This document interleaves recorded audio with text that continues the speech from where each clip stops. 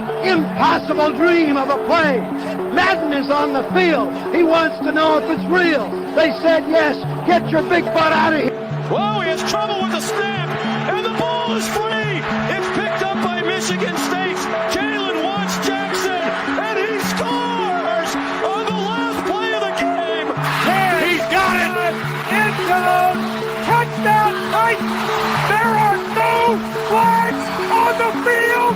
It's a miracle. It's a miracle. It's a miracle, people. What is the deal? It is Sunday. You know what that means. That means that we are live on the Football Frame of Mind, man. Welcome to our weekly show, man, where you find all of your football needs, man.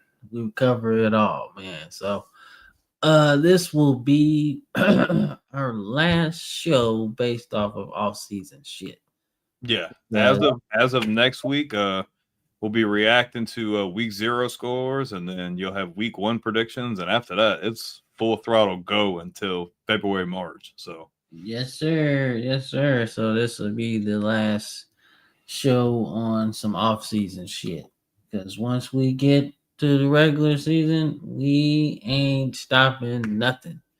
So y'all get ready because it's on. But before we get started, man, how you doing? shout out to the comment W shirt for Cam. I guess now he's the second compliment he's gotten in the last couple minutes. So, but on see the that last, move. You gotta chill. You gotta chill. See, are we on time limit with him? yeah, then, what's good? What's good? He said W shirt. Of course.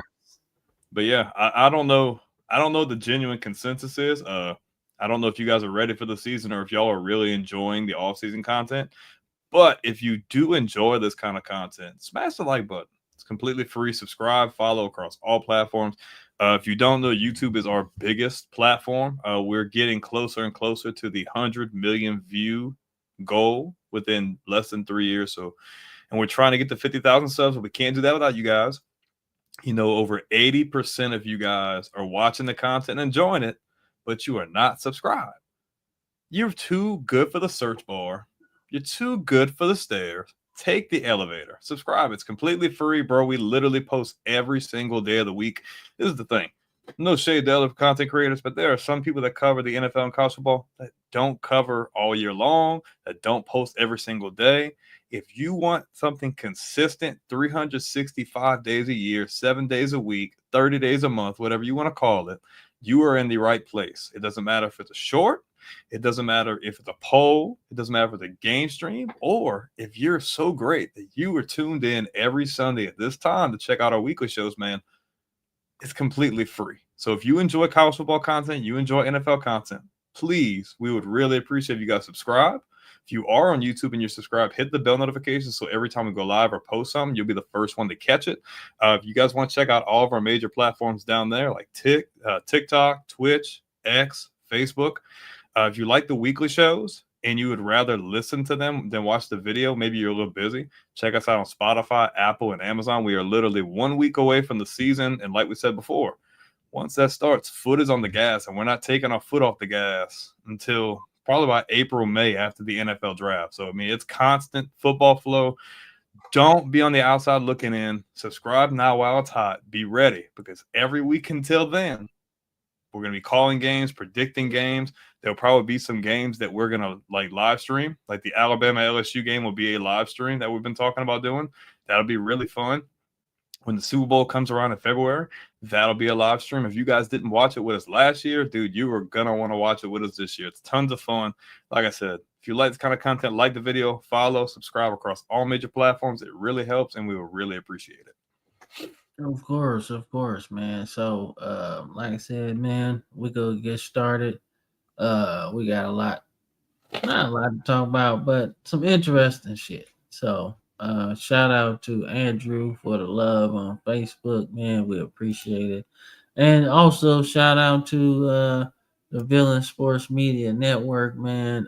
Check everybody out over there. We're part of that, trying to grow it. You feel me? So check it out.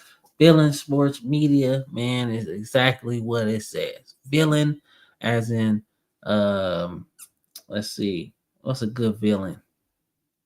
What's a good villain, man? Darkseid, if you're a DC guy, or Galactus. That's a good villain, right? Darth Vader. Darth Vader, another great villain, right? So, villain. Patrick Mahomes. Nah, he's not that bad. He's a villain though. He's not. I mean, yeah, but it didn't start like that. It's more like he's like an anti-hero. NFL every Chiefs games. Hey man, the refs is like the refs, bro. Like they're the villain. Auburn fans. No, they just inbred. That's what they are. They just inbred. The Browns. Oh yeah, they're villains. They're villains, man. They're villains. They're definitely villains. But Villain Sports Media, that is what you guys can catch all of the shows that we have on the network. So check that out. But we usually have the subscribe, unsubscribe. But I found a new chart that I wanted to show you guys, right? So we got our regular viewers, which is pretty damn good, right? Let's see that smooth, that's touchdown troop, right? Those guys that show up every show, every short, every live, every video. Those the guys, right? Then we got our casuals, the ones that just scroll and be like, oh shit, that was pretty cool. Okay, I'll see y'all next time I scroll, right? Those are those guys, right? And then we got our new viewers, man. So our new viewers, man, if you're new to this shit, man, we appreciate it. We appreciate it, man. We appreciate y'all for coming on board, man. Better late than never. And plus, we growing every day. So we appreciate that, man. But to our homegrown people, man, the regulars, man, big shout out to y'all, man. The Blue Bloods. Yeah, Blue Bloods, our Texas, Ohio State, Bama type guys, right? The guys that been playing in the Rose Bowl before it was the Rose Bowl. Those are our guys that we're talking to, man. And casuals, man, y'all just subscribe, man. I mean, y'all come and go as y'all please anyway. Why not make it easy for yourself? Yeah, just have it on deck, man. So you come back later, watch it, save it, whatever you do, man. But definitely a chart I wanted to show you guys. So let us be your go-to. Yeah. Let us take you to the prom, bro. Let us be our go-to.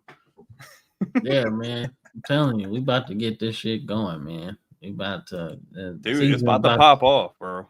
Like, yeah. If y'all better strap in because it's about to be freaking great. Yeah.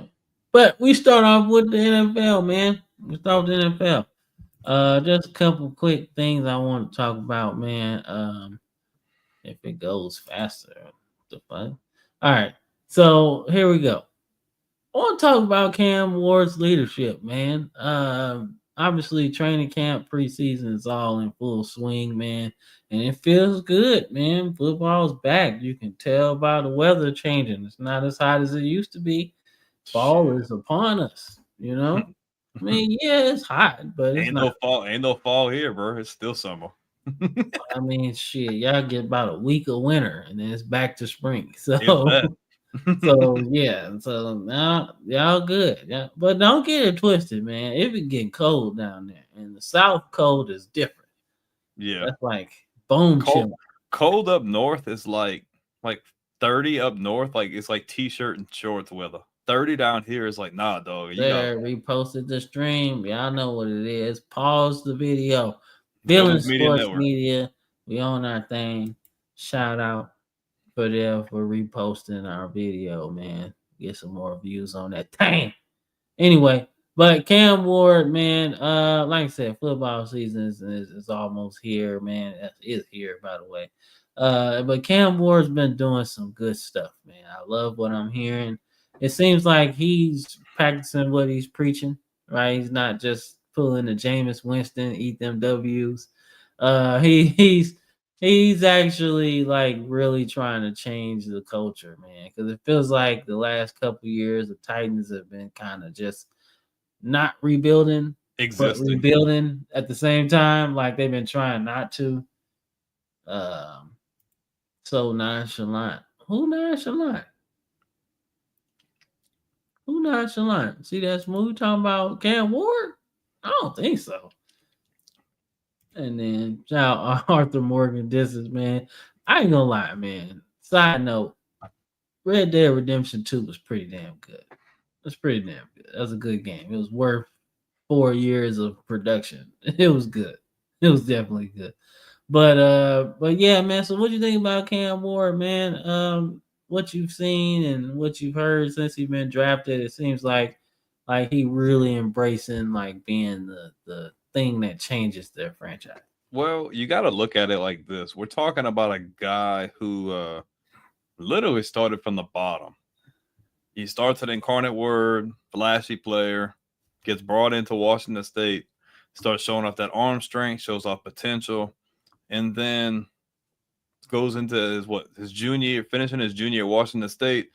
He's going to go into the draft. And everybody's like, man, I don't know. I don't know if that's a good idea. And dude bets on himself. He said, you know what? I'm not going to the draft. I'm going to take my last year. I'm going to go to Miami and take my chances. Yeah. And we've seen a huge jump in production and in his pocket awareness, his accuracy. We've seen a big jump in his productivity and ended up landing himself into the well-deserved number one pick. I think he was the best quarterback in the draft. I thought he deserved it. Yeah. But see, he's bringing that humble beginnings mentality, and he's trying to show that, you know, like, I'm going to, like you said, practice what I preach, and like, I'm going to work really hard, and you are going to work hard like me. I'm going to lead by example, and you're going to follow suit. I don't care if you're a rookie like me. I don't care if you're a 5-year vet. I don't care if you're a 10-year vet. We're turning things around because this franchise has been a laughing stock since Mike Vrabel left. It's been an absolute dumpster fire with no sense of direction and no identity. And he understands that, you know, I'm young. I'm going to have my growing pains. I'm going to have to learn, but I'm here to work. He's the first one in, last guy out. That's obviously what you want to see with your quarterback at any level in time. I think that he's really trying to set the tone for the younger guys and for the vets, man, that, hey, we're not here to be the laughing stock anymore. We're here for a culture shock, a culture change. And we're here to try to win games and rebuild this team to be respectable. Because, 5 years ago, Tennessee was in back-to-back AFC championship games with a legit shot to go to the Super Bowl. Now, that kind of fell off the rails. I feel like they probably shouldn't have let Vrabel go. But this is a new team. It's a new era. And this is my thing. Look, if it doesn't work out this year with Callahan, they cut him loose. Guess what? You've drafted well. I thought they drafted really well. You have a good young core. And then you can run with somebody else going forward. But I think your quarterback being in the spot he was in from the beginnings he was at to where he's at now, to bringing that mentality into a team that, you know, needs some stability and needs to be able to get right back on track. I think that's all you could ever ask for. I think that's all you want. And it's good that he's setting the tone even for the veterans. Like, hey, look, we're not here to just me go along. We're here to like make an impact. We're here to change things and be better. Yeah, no, look, you ain't gonna argue for me. I like the journey he was on. I like how, you know, he came to the Titans like, yo, I'm the guy, you know, and whatever he said and whatever he did within the interview process leading up to the draft, for them to cancel their Shedeur Sanders workout, Well, yeah, they knew where they were going. He sold them. Out. His tape sold them, and then his attitude and how he goes about his business on and off the field sold them. That's what they want to invest in. Like, that's like, I think they're good, man. They're gonna be good. And like, they're not terrible, right? I just don't think they have the depth to play against anybody else in the league right now. I think they're gonna. I don't think they're picking first overall again because I don't. I think they're top 5, if not like top 8. Like they're in the top 10 for sure. But I do think you'll see a better Tennessee Titans team than you had last year. Yeah, I want to see what it's going to look like from a coaching perspective, because I don't think they're gonna be quick to like fire him, but if they go into this year and they finish out with like 3-4 wins, I think they will probably move on and try to get somebody who's either a bit more established or a guy who at least has a more impressive resume that they're like, okay, like maybe this will really work with our young quarterback and be able to push us into a higher level and echelon of winning. No, I agree. I think maybe it gets to a point where the coach might be fired though, because you're gonna want to put something you're gonna want to put something on the field that's respectable. Mm-hmm. And at some point you might have to start over completely, right? Because I feel like, yeah, Callahan was thrown into it, but you gotta show signs of improvement though. Yeah, like last season was so ass. Like you can't even bad. Yeah, you can't. You can stay thrown into it, but yeah, like you just like you knew last season was probably gonna be bad. But it was bad though. Yeah. So, but I think Cam Moore is good. I really like the fact that he's holding all the veterans accountable too. And honestly, if the veterans don't want to like do nothing, it's easy to get a veteran up out of there. Easily. Like, yo, let's go. You gotta go. We don't need him. And because he's the first overall pick, he can say that. Like, yo, he ain't buying in. I'm trying to play. I'm showing up early for the workouts. Why he ain't showing up? I don't care if you're all pro bowler, MVP. We trying to win. Like, you can't go worse than first overall. You know what I'm saying? Of course you can go 0-16. But I mean, first overall pick. You were ass. That is your reward, right? For being ass. Number one pick. So like I think he's good. I just like to see it, Like he's doing what he's supposed to do, man. And I think that's what C.That Smooth was talking about. He's so nonchalant in the pocket. But yeah, he's comfortable, and I like that. So we got Arthur Morgan Distance. He reposted the stream. Shout out to him. Thank you. Touchdown Troop, man. Yep, he just be there. Petty White, not Betty White. Petty White. Reposted the stream as well. And Andrew. It's D-O-double-G. Yes, sir. Yes, sir. So let's get into this next thing, man. Let's get into something you want to talk about, which is something important, man. So you're obviously a closet Bengals fan. We'll say that. I'm not a closet Bengals fan because your allegiance lies with the Patriots and slightly with the Saints, right? So it's not enough room on the fan bus for you to be a Bengals fan. It's just not enough. You don't have enough fans. You don't have enough to go that far. It's only one person. You can't be a fan of 3 NFL teams. No, I would never do that. No, can't do that. So you're not a LeBron fan that just goes where he goes. So wait, no. So you're a Heat fan, then you're a Cavs fan. I don't jump around. And then you're back to a Cavs fan, and then you're the Lakers fan. So you're not like that. No. But like, man, this for audio listeners, the Bengals have pretty much put Trey Hendricks on the trade block. They're listening to offers. This is the dumbest, this is the dumbest thing possible. Bro, I don't care what you got to do. I understand Burrow got paid. I get it. Chase got paid. I get it. You made the money move around for T. Higgins. I love it. You are stupid. This guy has over 30 sacks in 2 years. I don't care if he's like 30. Like, I hope when we make clips that this clip is exactly what gets clipped. So I'm going to repost the hell out of that. But, like, I don't care if he's like 30 years old. The guy is not showing any signs of slowing down. Over 30 sacks over the last 2 seasons. He's done nothing but outperform his contract you gave him when you first signed him from New Orleans. I understand you drafted Shamar Stewart. Cool. You got that squared away. You got him locked down. but I just cannot justify not paying this guy. I would rather let a few of these other guys walk and I at least can keep him. Like, I don't care. Like, I'd do some kind of gymnastics to find a way to pay him. Find a way, whether it be through incentives or being able to structure the contract just a certain kind of way to where he can get the money and it doesn't hit the team the same way. We see it all the time. Taysom Hill got that crazy freaking extension from New Orleans, but they structured it a way he can get the money, but it doesn't hit them fully in the cap every single season, like bigger and bigger. Like, there's no excuse, bro. He's a major difference maker. He's one of the best pass rushers in the league, without question, a major difference maker.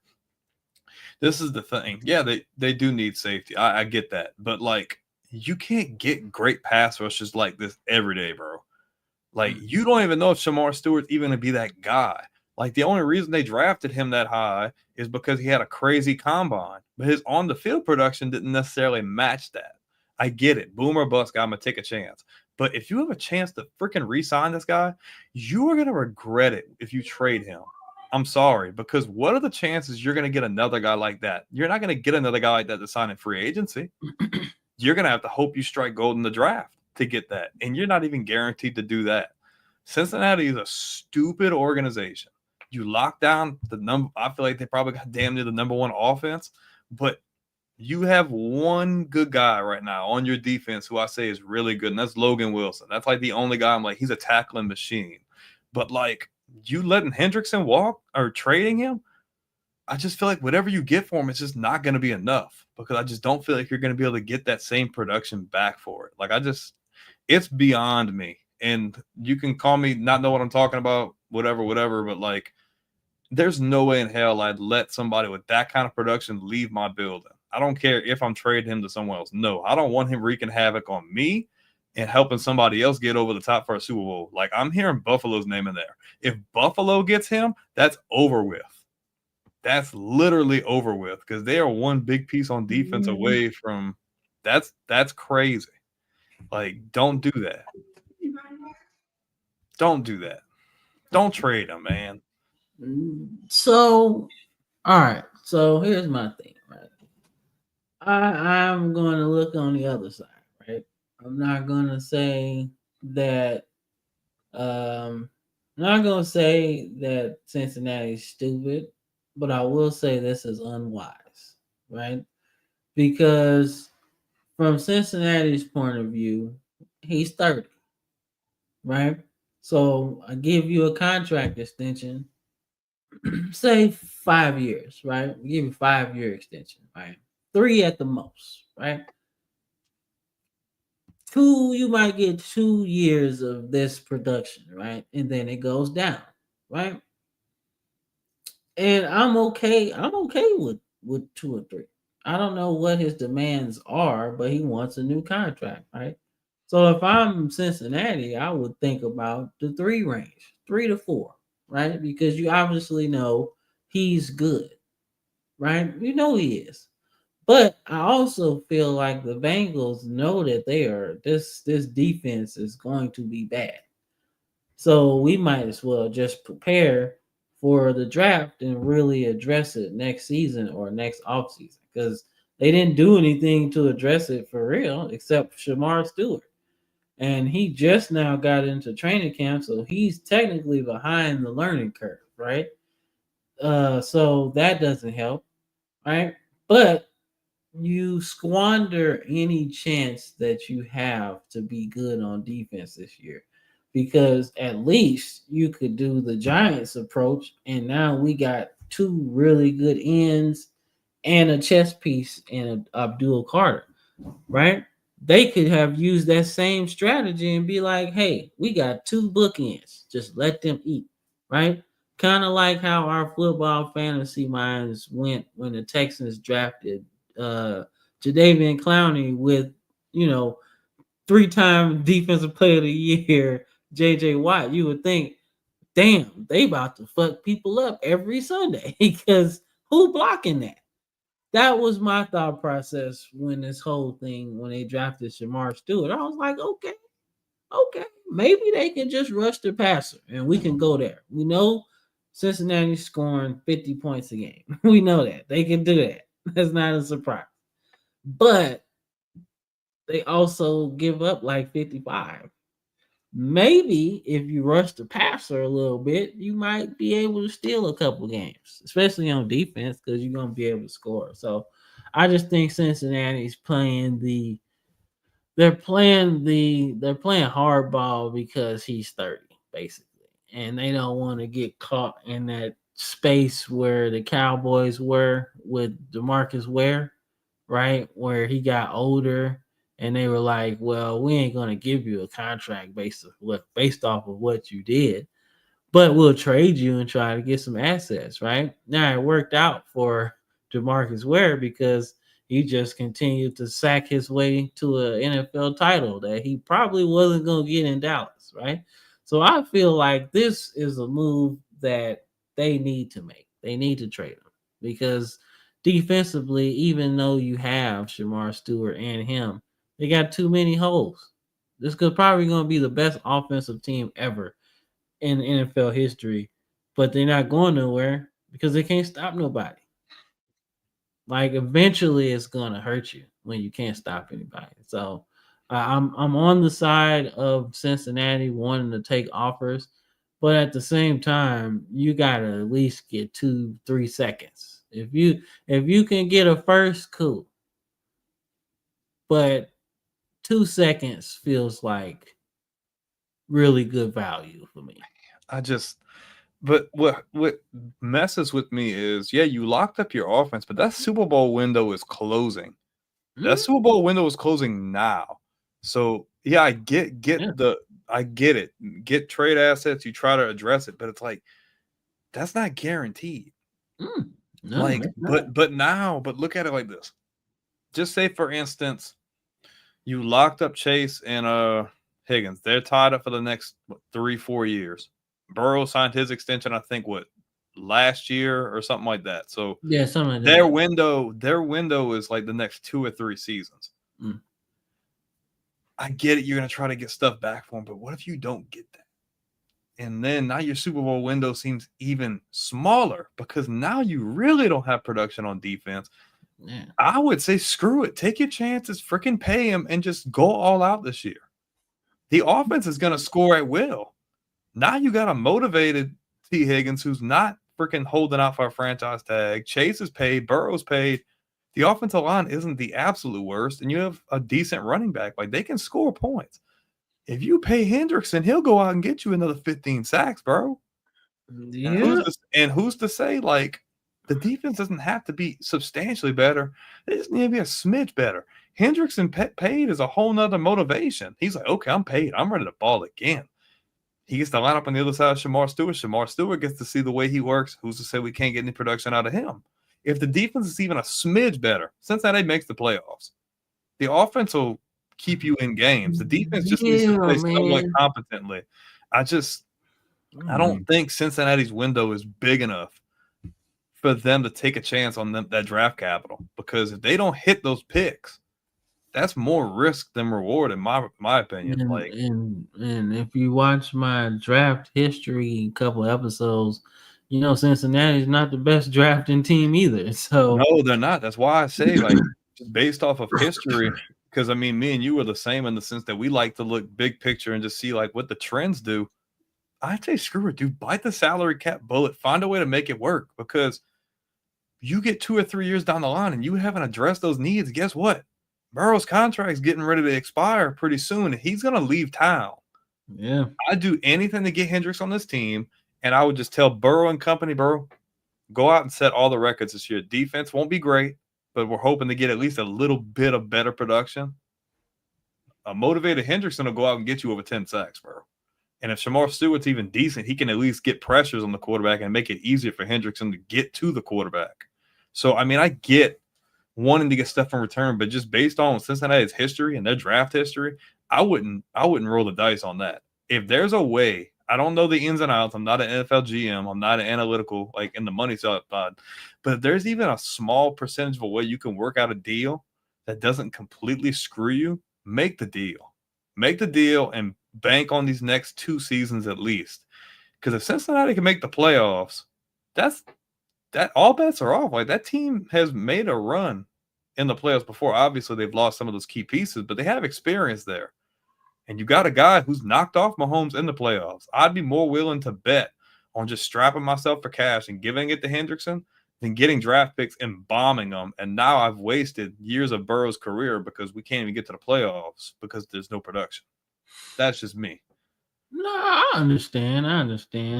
It's just down Troop says they're gonna be a bunch of booty. He always says that.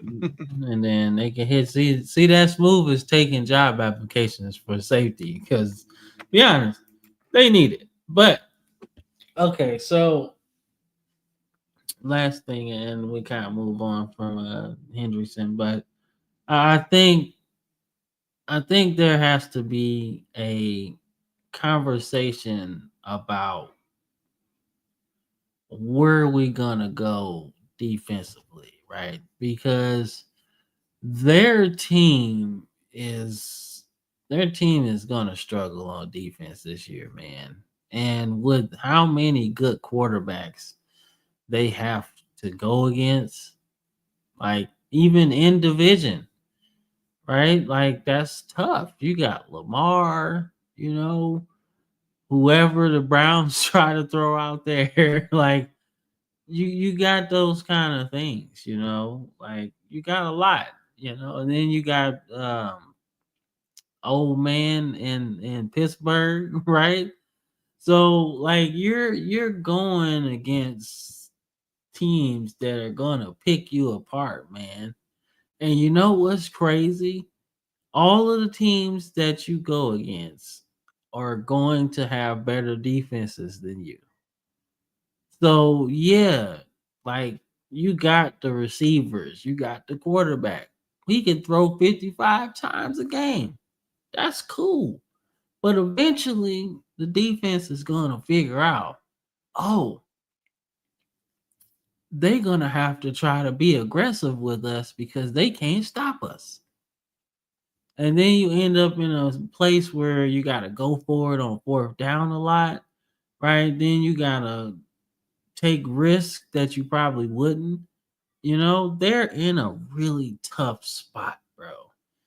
And no matter if they sign Hendrickson or not, they really kind of stunted Shamar Stewart's growth by having this contract dispute. So you can't depend on him.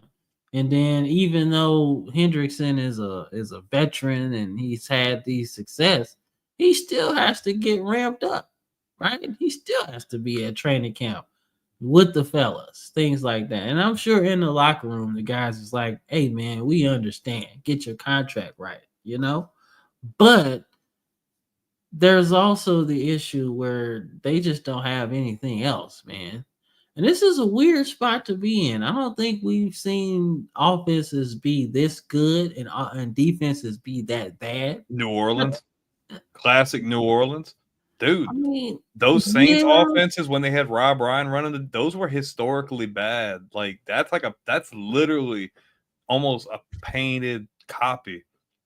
Because man, they were dropping like over 40 a game, damn near, and they were losing 8 games a season because the defense was just that. And that's literally a mirror to what happened to Cincinnati last year. Offense would keep them in the game, but just at the end, when you just need a little extra from the defense, the offense just didn't have enough gas because they've been going full throttle the whole game, and they can't get it. Especially with the games against the Ravens, those were shootouts. Oh, those were great. I watched the one, I forget which one it was, but it literally came down to the very end. I was watching it. I was like, dude, they had like a 20-point They should have one game. They should have won that one. Like that one that literally came down to the very end. They definitely should, but they just, couldn't do it, man. Lamar converted like a fourth down and like 10 or some shit. And that's a testament to how good that offense is, that you can hang with teams like Baltimore like that. Yeah. And your defense is just not getting it to you. Like, when you literally only had 2 guys making plays on your defense, like that's a problem. Yeah, and then if you were to have Stewart and Hendrickson, you have 2 guys again. Yeah, and then you got Wilson at linebacker, and that's it. Yeah, so like you got an issue, man. But hopefully, the Bengals don't squander this good offense, man. Hopefully they can do something, before the trade deadline or something like that. Maybe add something. So we'll see. Wait, So, but nobody was saying anything back when Bree. Yeah, they were. They were talking about Breeze not being able to get back. Don't get it twisted, bro. They were riding on Breeze saying, "Oh, well, they can't get back to the playoffs." If anything, they weren't addressing how bad the defense was.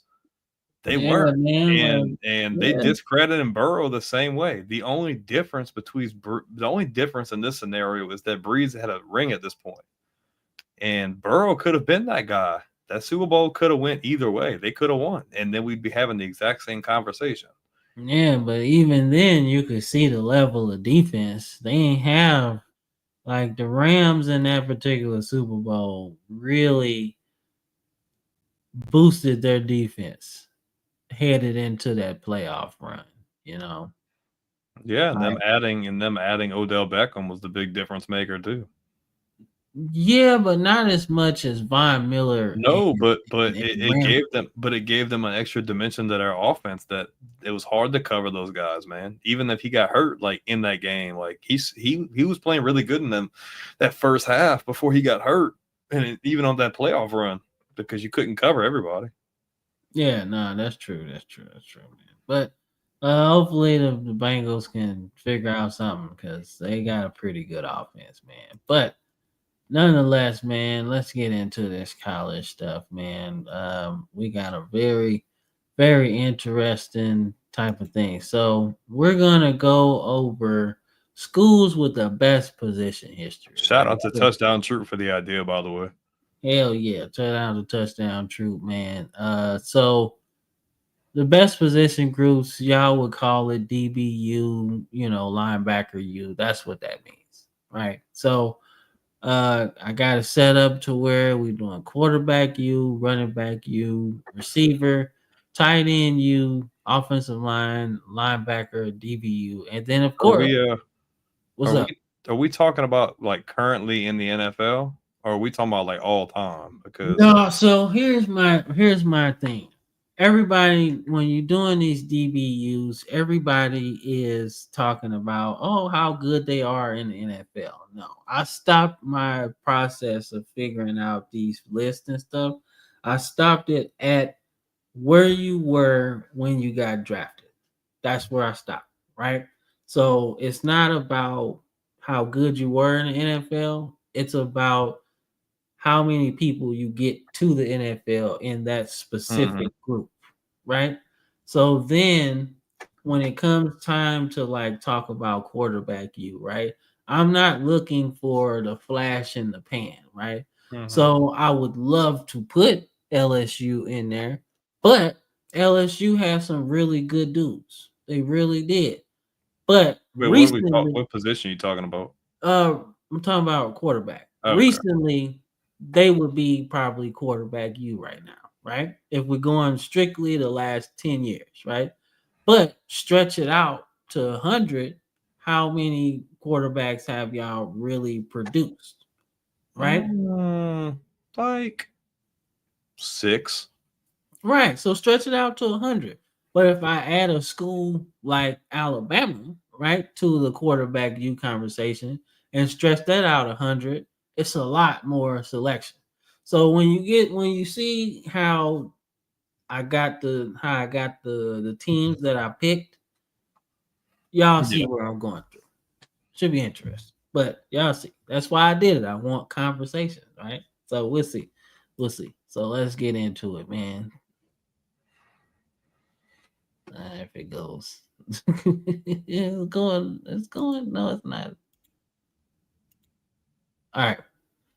Aha, I fooled you. I did put LSU in quarterback U. I got you. You thought I wasn't gonna do it. I I didn't say did. nothing. I was just I waiting to say. did. I got you. I got you. Like, man, this is gonna suck. He probably gonna have LSU nowhere. He's a hater. No, I was a realist. Okay.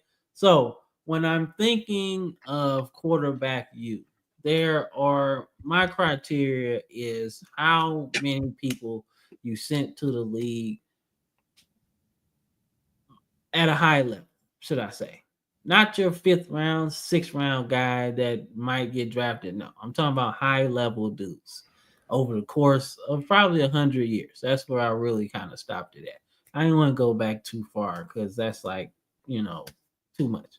But in the last 100 years, I feel like these are the schools that can have the quarterback you stamp in a sense. So that's a valid comment though. What's up? Yes, I was thinking USC. I was, but their stretch. There's been more in recent memory. Yeah, like how many guys have they put in the league at a high level overall since their 3 Heisman winners? That's did nothing since that's then. Carson Palmer, Matt Leinart. that's Matt Leinart, and that's Caleb Williams, right? Mm-hmm. So that's it. That's my point. Like you can't just say, "Oh, they're quarterback you," because if that's the case, I can give it to Stanford as well. You got Jim Plunkett, Heisman winner, John Elway, high level quarterback, and Andrew Luck. That would be perfect quarterback you. That's the same thing that you were saying with USC, right? 3 quarterbacks that really good within the last 30 years, but stretch it out to 100.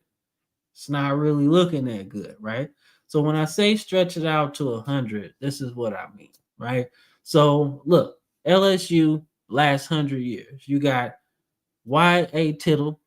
I like that you put Hodson on there. Hodson was really good. It just didn't work out in the NFL. Exactly, but he was also a top pick though. He was. So that's a high level. Burt Jones, MVP, high level. If we stop in before they got right when they got drafted, that's a top draft pick, right? After the fact he did win MVP, high level quarterback.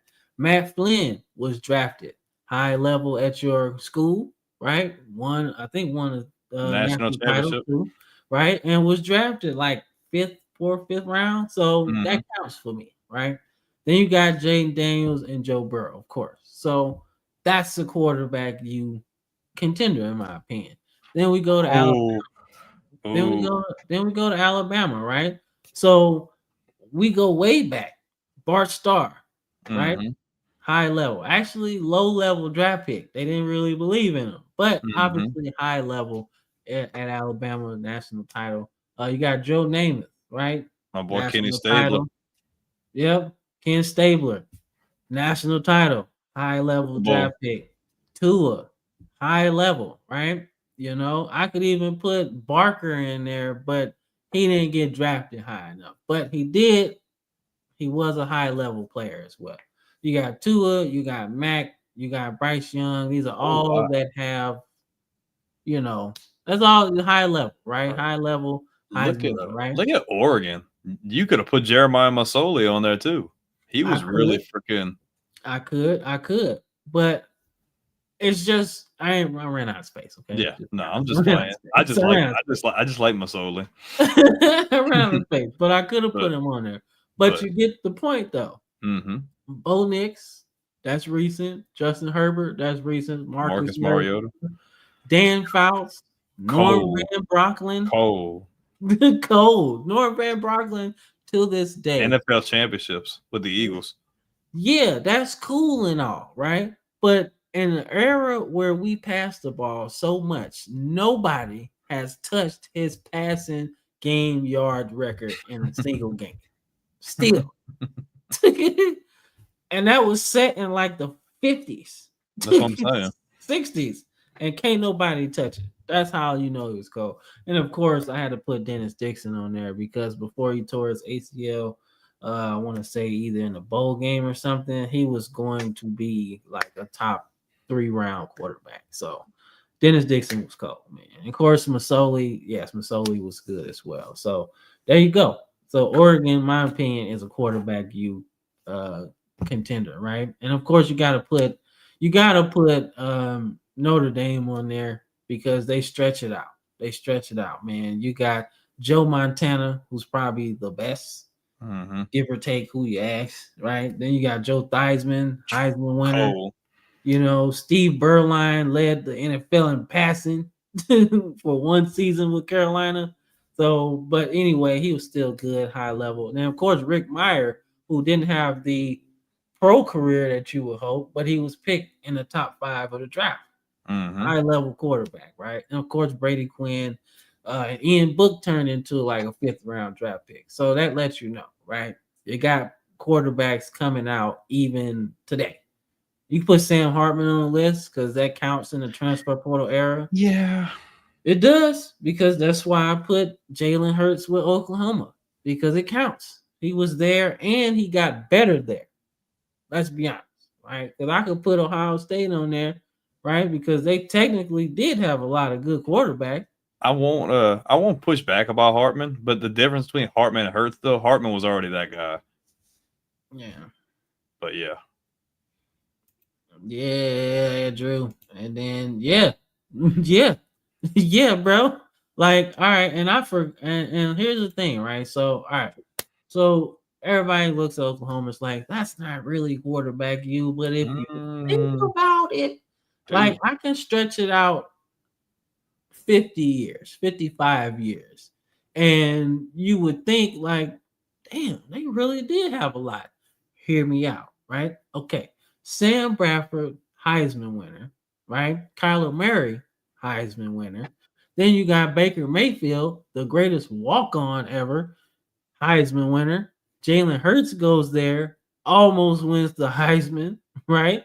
Then you got Jason White, wins the Heisman in controversial fashion, but that's a high-level dude. Josh Heupel was actually the quarterback for their national title team in like 99 or something like that. And then Jamil Holloway is the first true freshman to ever win a national title, bro. Ever. He took over for Troy Aikman when he got hurt. So let's just talk about that for a minute, right? But that's like 50 years of all of this happening. You can't tell me that's not quarterback you know? So that's my point. And they have honestly the strongest case of being that, right now. Right. They've just been consistent. Yeah. So for me, I don't know who would be, but I was just throwing it out there that these are the schools that could be quarterback you if you really wanted to have that argument. You know what I'm saying? And I would say Caleb Williams was good, but it was only like, it was a very small sample size, though. He didn't get to play a whole season. Size. And I get it. You can sit there and say the same thing, see that smooth about Jalen Hurts, right? But the bulk of Jalen Hurts' greatness was at Alabama. Let's just be honest, right? But what got him to the Eagles was what he did at Oklahoma, right? So I can't really say that about about Caleb Williams, because the bulk of what he did that got him to the Bears was what he did at USC. And that's why I can't really do that, so hope you understand. See that for me, you look at some of these teams and there's a big like gap in between. So like, let's just go, for instance, you look at LSU. So you go from the more recent, before obviously the 2000s, you have Burt Jones, that's early 70s. This is very early 70s, like after United leaves the Colts. Great. Hodson was like in the 90s. And then you have like a little gap here. Matt Flynn's 2000s. And then obviously like the 20 teens and 20s, you have Burrow in them. Good. But then I go to Alabama and I'm like, okay, well, the first 3 names are all freaking Hall of Famers, like all Super Bowl champions. And then there's I forgot Richie Todd. Yeah. Richie Todd was like a first round pick for the Jets in like the 80s. I was gonna say. So they have a little gap because after him, I'm not gonna say they didn't have good quarterbacks, but they had a gap in between that and then kind of when Saban got there. And then like when I look at Oregon, I'm like, if LSU continues, well, I mean, if Nussmeier if the trend continues like how it was for Burrow and Daniels, Nussmeier is supposed to be the next Heisman winner, apparently. We'll see. That case is still open on that. But like, I agree. Then when I look at Oregon, I'm like, dude, that's like the group of like the most athletic guys. Like Dennis Dixon, Jeremiah Masoli. Then you got freaking gunslinger Dan Fouts, like the ultimate gunslinger, like just slinging it everywhere. And then you got Mariota. Norm Van Brocklin, the original gunslinger. Yep. And you got freaking another mobile quarterback in Dennis Dixon. You got Marcus Mariota. You got crazy arm strength in Justin Herbert. Crazy arm strength. Bo Nix is probably one of the more well-rounded out of the group, just overall. Then you look at Notre Dame, and you go back to like the old school, even before Montana and them got there, they had good quarterbacks. When Parsegian and them were there, Montana's a Heisman winner. Theismann's a Heisman winner. They got great lineage. I feel like Notre Dame, not as much in like the last 30 years. Like Brady Quinn was good, and Rick Meyer was good, but I feel like they haven't had very much else. I feel like best like history, Notre Dame's like up there with anybody. But I feel like when I look at all these teams and even the other ones I keep in mind, I think Oklahoma's probably got the greatest case because they've stretched it across the longest period. I think Ohio State is definitely in that conversation as well, especially in the last 20 years or so. They've had some really athletic guys. Troy Smith, Braxton Miller, freaking JT, whatever his name was, I forgot about him. They've had a lot of really good quarterbacks. But Ohio State, yeah. But I probably would give it to, I think Oklahoma, when you look at a resume as a whole, I think they just have the longevity and like the most consistently good quarterback play out of the bunch. I love all these groups. I think they're all great. But I think Oklahoma might just slightly take the edge for me. Yeah, and then Dylan Gabriel too. Yeah. I mean, yeah. So, and then that just strengthens Oregon's case a lot more because he technically did a lot at both different schools, you know. So, I mean, not to be a homer, but I really like. I love Oklahoma's like history in terms of getting the Heisman. Like they got a lot. They got a lot of dudes that won the Heisman at quarterback. But I really feel like the star power of the Alabama list is just the first three guys alone. Yeah, how about let's exclude everybody else? Let's just talk about the first three guys. Those are household names, bro. That's like crazy. Bart Starr, first quarterback to ever win a Super Bowl. Joe Namath, first guy to ever guarantee to win a Super Bowl. And then Ken Stabler is a member of a MVP Super Bowl champion with John Madden, one of the greatest coaches ever, one of the most legendary teams ever. So right, and then you sprinkle in guys like, all right, so obviously Bart Starr played in early, right? That's fine, right? You can say. Namath played early too, like that's 60s, late 60s, early 70s, right? And then Stabler's the 70s, right? Going into like the late 60s, going into the 70s, right? Right. Then you got Richie Tye, which I didn't mention, but yeah, he's a first round quarterback, right? So that gets you probably into like the 80s, late 70s, 80s. And then, you know, you got Barker, right, with a 92 championship team, right? So then we, you know, obviously have a low. We have John Parker Wilson. If you watch that show, 2 a Days, his brother was on there at Hoover High School, right? But like I said, John Parker Wilson is kind of what kickstarted the Saban era, and he was okay, right? You got to give AJ McCarron some shine too. Yeah, AJ. I don't think he gets enough credit. Yeah, right. AJ McCarron wasn't the high level draft pick, but fuck it, he was the champion. Winner. You know what I'm saying? So that level of consistency doesn't necessarily translate to the NFL because they have their own thing that they're looking for, right? Now, look, you can always go after the guy at the good school with all the talent. I think that's actually might be the way to go, right? Because sometimes you put too much on your quarterback and you just need him to distribute the ball, which is what the quarterback position is built for. But when I think about Alabama, I just think about that longevity of consistent quarterback play, like just being able to put guys out there constantly, you know? So it's either Alabama or OU for me. That's my two things, either Alabama or OU, because OU just over the course of the last 30 years have been putting out production, in my opinion. Like, that's crazy. So, and under like what, 2 coaches for real? Because Bob Stoops had Sam Bradford, and then Lincoln Riley had the other guys. So there you go. You know, I would throw another name on LSU. I'd throw Zach Mettenberger on there. yeah, Zach Mettenberger was drafted pretty high as well, and he was pretty good. You know, so I mean, you got that thing. You know, yeah, y'all got some good ones. But let's get into everybody's favorite position, man. Running back. Let's talk about running back. All right. If we'll forget, there we go. So, all right. So running back is tough, right? It was tough for me, and I almost lost my football sports talk card, right? I almost lost it, right? Because I forgot to put USC on the list. Like I completely forgot to put them on the list, and I almost lost my football card for that shit. Because think about it, you got OJ, Heisman winner, Marcus Allen, Heisman winner, Charles White, Heisman winner, Ricky Bell, Heisman winner.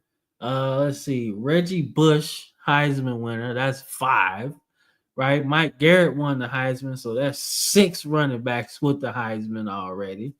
Let's see. I want to say I don't know. I don't think Sam Cunningham won, but he started integration of the SEC basically because when USC came down there and beat Alabama at home with all the brothers on their team, Bear Bryant's like, I got to have some of that. There you go.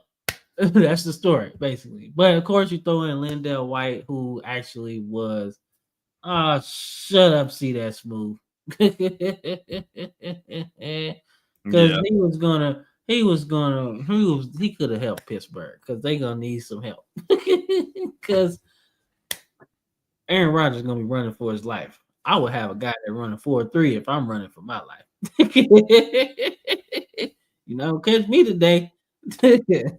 But nonetheless, USC obviously has the guys, man. You know what I'm saying? Yeah, see, Mike Garrett. See, like, come on, man. Like, that's a historic already. 6 Heisman in your backfield is crazy, right? So then we go to the Ohio State University, right? Obviously, you can't start a list of running backs without Archie Griffin. 2 Heisman. 2. 1, 2. 2 Heismans in a row. Who the fuck does that?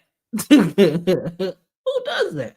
Right? Dude was clowning. Obviously, his pro career didn't really pan out because he was a smaller back and they didn't want to use the smaller back, which is stupid because he just came off 2 Heismans. Just give him the fucking ball. Obviously, he can play, right? But of course, you got to put Eddie George on there. Come on, man. Eddie George had 300 yards rushing one game. So obviously Zeke Elliott obviously had really, really good success there. Travion Henderson, KJ Dobbins, but then we get into the older guys that really did it, right?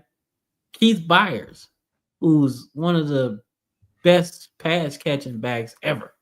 Like, I mean, even in Ohio State, he had a bunch of them, you know. Robert Smith was really good.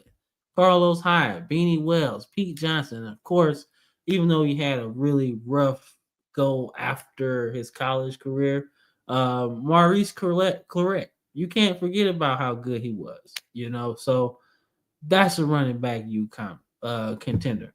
Then you got Herschel Walker, man. Come on, we talking Georgia here, right?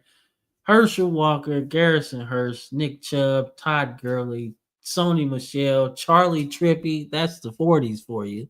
Rodney Hampton. Come on, man. Knowshon Marino. Let's go. Come on, man. These are all great running backs that had really success, man. And then I don't know if you could go with a better running back than Alabama, man. You know, like I start with the older guys. You got Derek Lassick in there. Come on, man. I want to say SEC champion, like MVP of that game. Then you got Sean Alexander. Come on, man. Johnny Musso, one of the guys from the older days, right? Then you got the early Saban dudes, Glenn Coffey. You know what I'm saying? Glenn Coffey, Mark Ingram, Trent Richardson, Kenyon Drake, Jameer Gibbs. Like it goes on and on and on, right? Brian Robinson's on that list too. He's in the league. So the guys that Alabama's put out is crazy at the running back position. Like absolute nasty. And then I forgot one guy, Justin Fowler, who was a fucking running back, but he drafted as a fullback with the Titans. He was blocking for Derrick Henry. Like I want to say blocking for Derrick Henry for at least a little bit.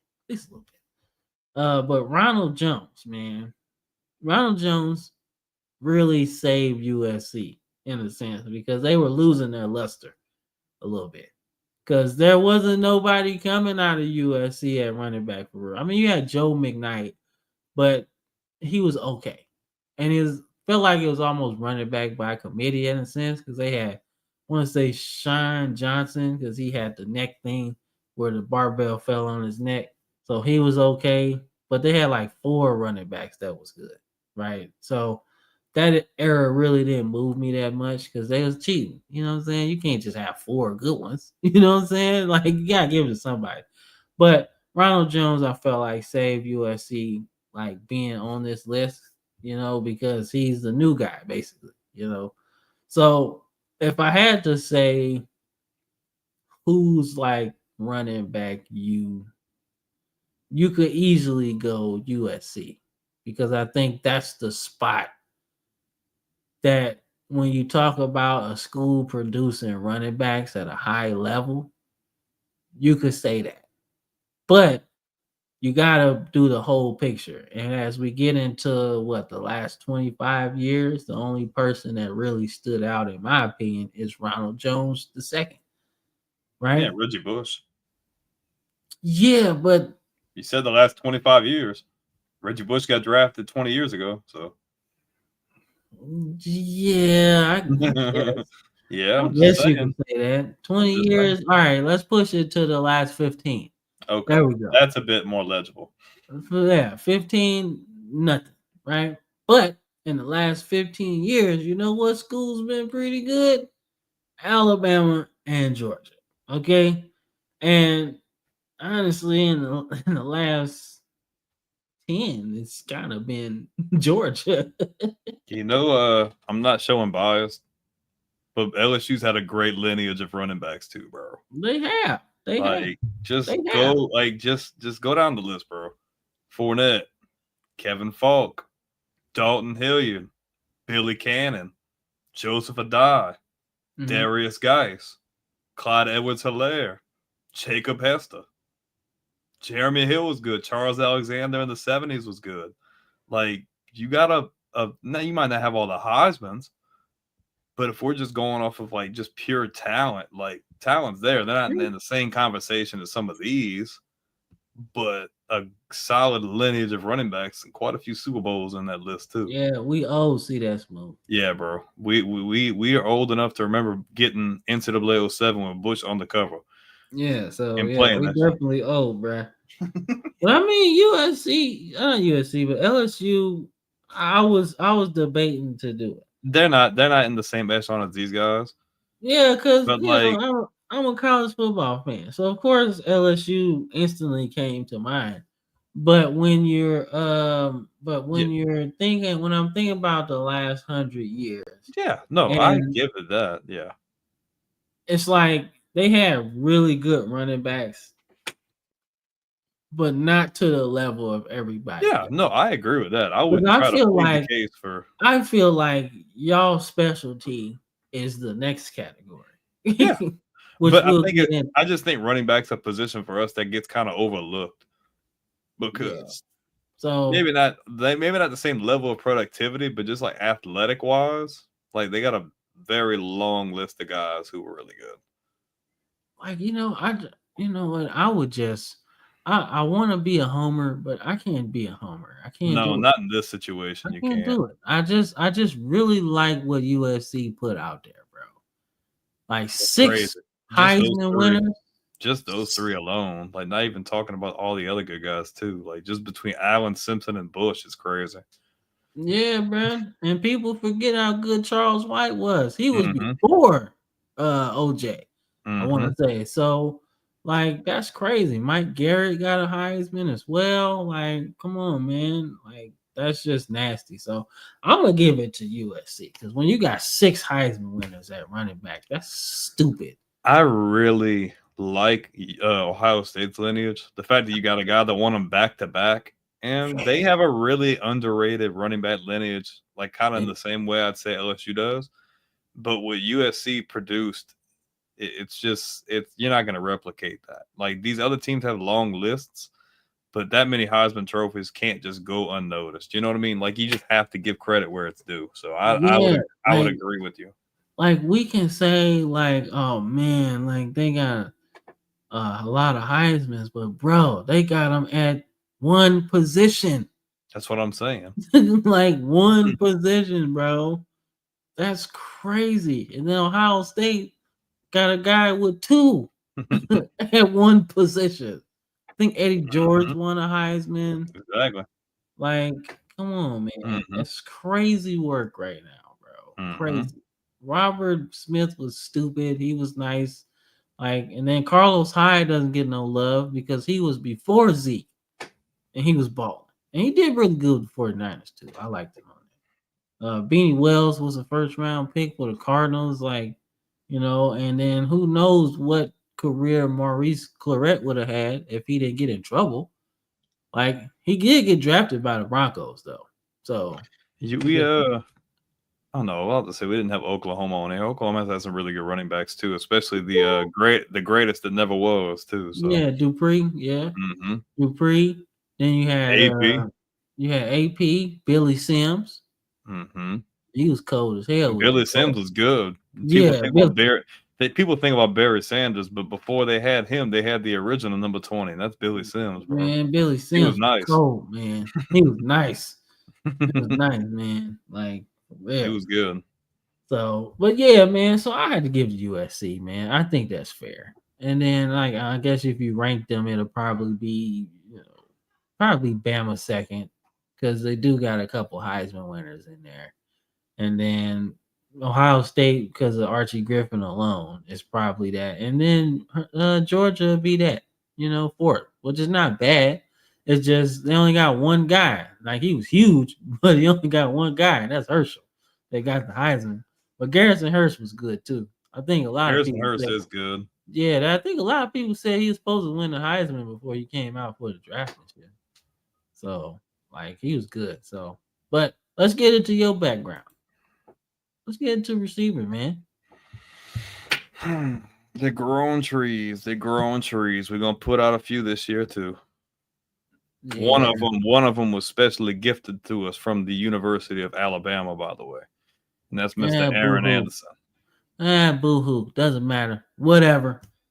Alabama is wide receiver. You, baby. Let's go. Let's talk shit. Let's talk some shit. All right. So let's talk some shit, man. I've been waiting on this all goddamn day because I knew your ass was gonna be like, hey man, what the you talking about, man? LSU number 1. You tripping, Cam. Damn, you ain't even got my boy Michael Clayton on there. Yeah, I know, but I got too fucking many. No, you just should have took one of the other teams off. We could have filled up a whole nother space.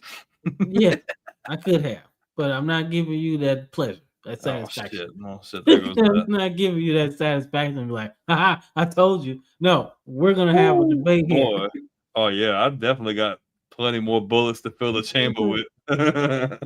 we're gonna debate. Nah, man, but seriously though, like, all right, so LSU. Let's talk about the other teams first, because I feel like our teams are the ones that need to be pushed into the center fold.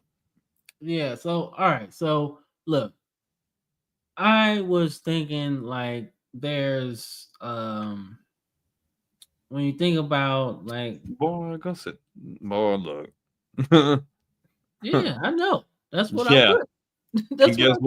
And guess what? The two lists, our two teams go even. You could fill the whole page with just our teams, bro. Yeah, because I mean, look, all right. So let's do USC. All right. So USC obviously had a very good lineage at receiver, right? Mhm. You know, Lynn Swan, obviously Super Bowl, I want to say MVP, Yeah. Super Bowl champion 4 times over. Good night, little dude. And then Marquise Lee, should I say, man, he was Good. cold as fuck for like he was cold as fuck, bro. Yeah, Ohio effing state. Yeah, they got a lot, man. But when I talk about USC, obviously you got Marquise Lee. He was cold as fuck. Keyshawn Johnson was picked first overall. You can't be not cold and do that shit. You know what I'm saying? And receiver, nonetheless. You know what I'm saying? Like, come on, that was freaking stupid, right? Mike Williams was a high draft pick. He was pretty good there. Dwayne Jarrett was out there looking like a basketball player, catching balls everywhere. You know what I'm saying? Like, he was cold too. Then you got Johnny Morton, who don't get no love, but he one of their all-time leading receivers. Had a really good career with the Chiefs. Let's see, Juju, obviously, Smith-Schuster. Steve Smith, who was not the guy you're thinking about, but Steve No. Smith was good on the. Giants. Was he on the Giants or was he on Yeah. the Bengals too? Giants. Was he on the Bengals? Giants. I'm pretty sure. Giants. Okay, all right. Well, he was good. Not the Steve Smith senior that we know and love. He went to Utah. Does he that went say to- Nelson Aguilar? Yes, it does, man. Hey, say what you want about Nelson Aguilar and his pro career. I bro. think he means because you misspelled it. Oh shit, whatever. Man. You get That's what he's talking. You knew what I was talking about, though. You knew what I was talking about. You knew what I was talking about. Nelson Aguilar. My bad. Anyway, Michael Pittman and of course Amon-Ra St. Brown right You now. could put Drake. You could put Drake London on there too. Oh, that's right. He did go to USC, didn't he? Mm-hmm. Fuck, I forgot all about him. I don't know why I thought he went somewhere else. Where the fuck did I think he went? Jordan Addison went to USC too. Yeah, but I count him more for Pitt. Yeah, I would say so. But, Because he got the Biletnikoff at Pitt. Mm-hmm. And then left. Like that's it. Which is weird. Fuck that. I don't want to hear that shit. See that smooth.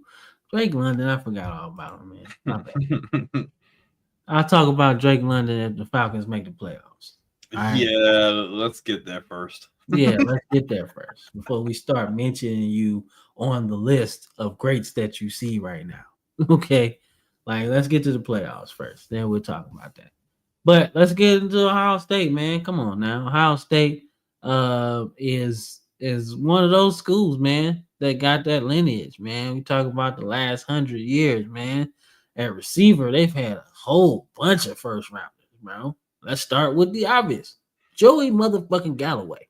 Love Joey Galloway. One of Like, my man. favorite receivers from my Talk childhood. about a guy Underrated. 10,000 yards. And nobody receiving, talks about him. And nobody says shit. He was good.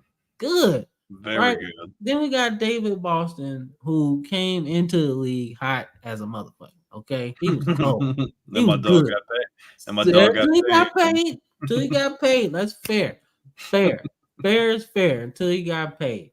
All right. But he was good though. But before that, in Arizona, they was a good team in Arizona in the 90s and early 2000s, bro. They just didn't.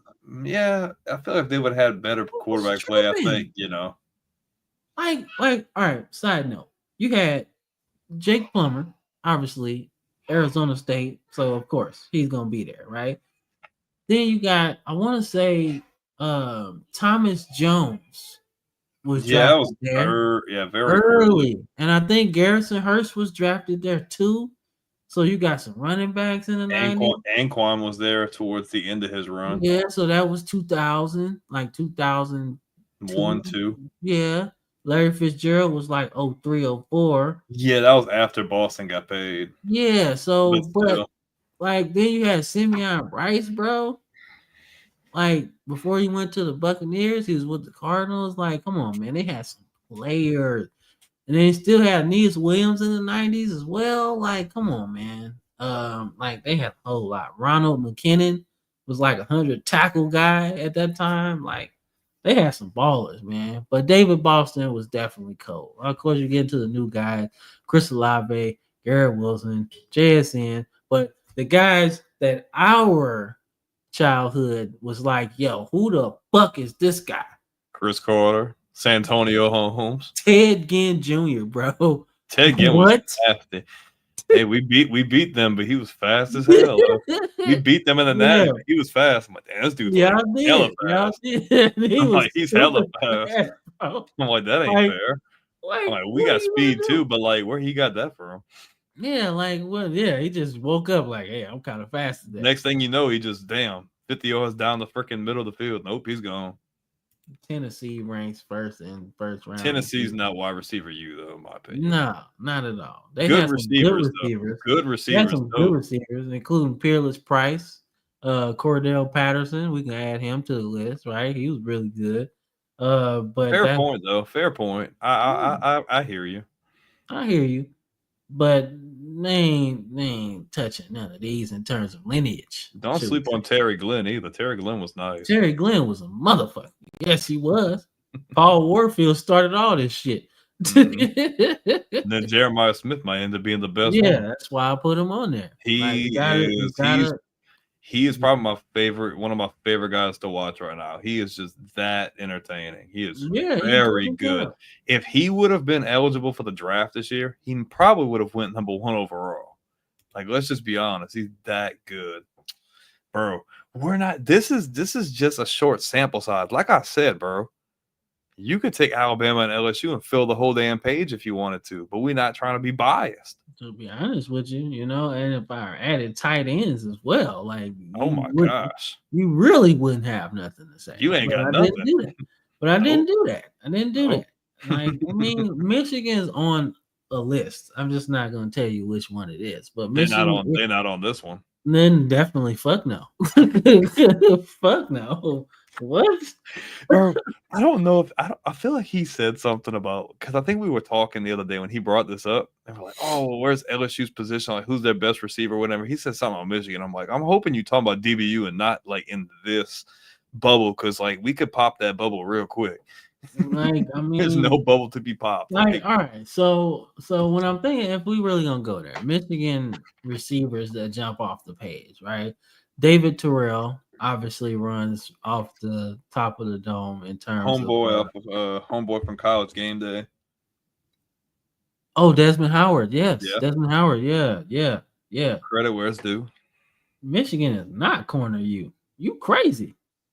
We're gonna get into DBs. We're gonna get into DBs, but he was talking about that the other day. Like, he slipped up and I caught him slipping. He said like Charles Woodson was like the best corner ever. I'm like, Deion Sanders has entered the chat. Yeah, like Michigan got some good ones, and they was definitely on the list for consideration. But I'm telling you, it's some schools out here that got crazy motherfucking lineage. But let's pump the brakes though. Let's get through receivers and we'll get there. LSU, we'll get there. Okay, Chris says Bama's going. He being messy, bro. You out of your damn mind. I'm gonna have to get that graphic with your face and his face from the South Park episode. This shit was so funny. It is bias here. That's why you brought it up.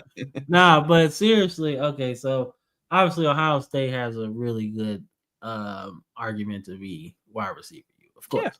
Yeah. But then we get into our schools, man. We start Alabama, man, because LSU got them dudes, right? But like I said, Julio Jones started the saving era off. I don't like many Alabama guys, but I love Julio. He was insane. That's the guy. That's the guy, man. Like, he started the saving era. Without him, you don't get guys like Courtney Upshaw. You don't get guys like in the future like Landon Collins. Like, he started all of that. He was the biggest fish out there. We were gonna get him. Shit, man. We were gonna get Landon Collins, and he signed with y'all. We was in the running for AJ Green too, but AJ Green chose to go to Georgia, which was a great move because that was insane. Him and Matthew Stafford, bro. Yeah, that was stupid, man. And then, quite frankly, he was better than Julio coming out of high school. Julio was They number were 2. both. I feel like they were both like. I feel like I coming think out they of were 1 college, and I feel like 2. they were. Yeah, Yeah, I but think in they were 1 college, and 2 in the ranking. coming into the draft, I feel like it was 1A, 1B. Like I felt like they were both Yeah. like that No, guy. and that's why the Falcons traded a first round pick to move up to get him. Like, yo, Cleveland, y'all don't need him. Y'all clearly don't need him. The deuce. Yeah, he talking about David Palmer. Mm-hmm. So all right, so obviously we get into the newer era with Mark Cooper, Henry Ruggs, DeMonte Mark Smith. Cooper had probably the best footwork out of any of these guys, bro. His footwork went dumb. Yeah, he was. Oh He my was. He God. turned a lot of corners. He was, bro. I hated that. I'm like, oh, he about to put him inside out, bro. Bro, he caught 100 passes, bro, and they all was damn near screens, slants, post patterns. Like he was cooking everybody, my bro. gosh, dude, that was horrible to watch, Like bro. It was he, entertaining, but I'm like, I don't want to see that. yeah, he was good, man. He was damn good. It was really good. Like they got Calvin Ridley, and then That's we a guy. got, That's a guy who don't get no credit, bro. Oh man, my gosh, Calvin Ridley was nice, bro. he was good. Like people dog on him because of like some of the stuff in the last few years, but dude, Calvin Ridley is like damn near like probably like top 3 almost on this list. He was that freaking good, bro. Yeah, I mean, I could throw Dabo Sweeney on the list, right? Because he was a walk on. Hey, he got it. He showed up, man. He had a game that it was so cool, right? That's why I couldn't really hate them when they blew us out in the championship game. Because I was like, you know what? This got to be payback because they didn't play him that much. But that motherfucker made the team as a walk-on and won a national title in '92. Okay. That's okay. Like There's he nothing literally wrong with had a game at Clemson and flew to Alabama to be at the reunion, and then went back to beat whoever Clemson was about to beat that day. That's what the fuck happened. But nonetheless, definitely, man. But of course, we got David Palmer. David Palmer was Mr. Everything. Had a really good career with the Vikings, but was really good. Almost one of the more important pieces of that '92 national title team because he ran the ball, he caught the ball, he was special teams as well. So he played with Moss and Carter, yeah, or he just played with Carter probably just Carter because Moss came in. No, he probably played with Moss too because Moss came in what '98. That offense, bro. That offense with Randall, Moss, Carter, Palmer. I forget who the tight end was. He was hella good. Their freaking running back situation. Was that Kleinsaucer? No, I think it was somebody else. Oh, I just did tight end. No, I just did tight ends like a month ago, and I'm drawing a blank on the name. But that offense was loaded with those guys. It wasn't Jermaine Wiggins. He was there later. No, that wasn't him. It was somebody else. I'm gonna figure it out. But they had another really good tight end. I forget. And then we got the revolutionary player, receiver. Like, bro, Don Hudson was nasty, bro. Don Hudson was he was doing Odell shit in the 50s. When I think of like the OGs, I think of guys like Hudson and like Allworth, like just them badass dudes. Like when nothing else was happening, them dudes was balling. Raymond Berry. With United, Barry was that. Yep, he was nice. So yeah, OG dude was balling. Yeah, AFL days. Don Hudson was cold, and of course we got to put Ryan Williams on there, right? Not the longest thing. Like I said, I think Bama is considered like wide receiver if you're using like if you're going on a longer sample size, probably not. But like if you go off of the last 20 years, yeah. I think they're definitely in it if you're just going off of that. Yeah, but if you're talking the last 30 years, I think it's Ohio State, right? But if you're thinking like maybe if you're thinking modern era, yeah, Prothro was good too. He was good. But after that injury, it was just not what you wanted. But yeah, Prothro was good, man. Prothro was definitely good, man. He definitely was gonna be one of those guys, right? But that just zapped everything after that. He couldn't even play no more after that. That's what's crazy about that. So it's like, yeah, he was good, but you don't know how good he really would have been. You know, had that leg injury not happened, man. So I ain't forget. I definitely, I know he was good too, right? So, but nonetheless, man, they were getting LSU, man. Like I said, their lineage goes further than you think. All right. So we all know Jamar Chase, we all know Justin Jefferson, you know, Malik Neighbors, that's Brian Thomas Jr. Those are the guys of today. Right. But let's talk about the guys of yesteryear. All right. Dwayne Bowe, Solid, bro. first round receiver. We got Devery Henderson, Super Bowl Solid. champion, 99 speed. My favorite player on Madden 09. Okay, Devery Henderson was cold, bro. let me get Devery Henderson, and I will fuck your life up. We're gonna have to arrange that. Let me get Devery Henderson. I will destroy you with that pick route because you're not gonna stop. You know what I'm saying? Yeah, it was over the top of dude's head. Yeah. That was, I mean, one best play for the ESPYs, like maybe 2 years in a row or some shit. Like that was good. But then you got OBJ, you got fucking Jarvis. Jarvis had one of the craziest catches I've ever seen on y'all. I think caught the ball like he was like going like this, caught the ball like under dude's body, like one-handed with the dude's body in front of him, like crazy work. Nasty. And then freaking Josh Reed, one of the all-time most receptions in SEC history. Yeah, like Eddie Kennison with the Chiefs, solid. Actually, he started off with the Rams first. I know he did, and then we got rid of him. But I mean, we got fucking Bruce and Holt. So, and then you're not even talking about like early Doucette, played on Super Bowl making team with the Cardinals. Ruben Randall, Super Bowl champion with the Giants. Like Terrence Tolliver. Like, bro, you got Mark Clayton, as you mentioned, Brandon LaFell, Trendon Holiday. Trendon Holiday was fast as shit. Yeah, man. Kayshon Boutte. You got in trouble for gambling. Demetrius Byrd was cold. Yeah, like, I can't. Skylar Green. Can't forget. I had to put Kyron Lacy on there, man, because the same thing for how you think like Tyrone Prothro would have been if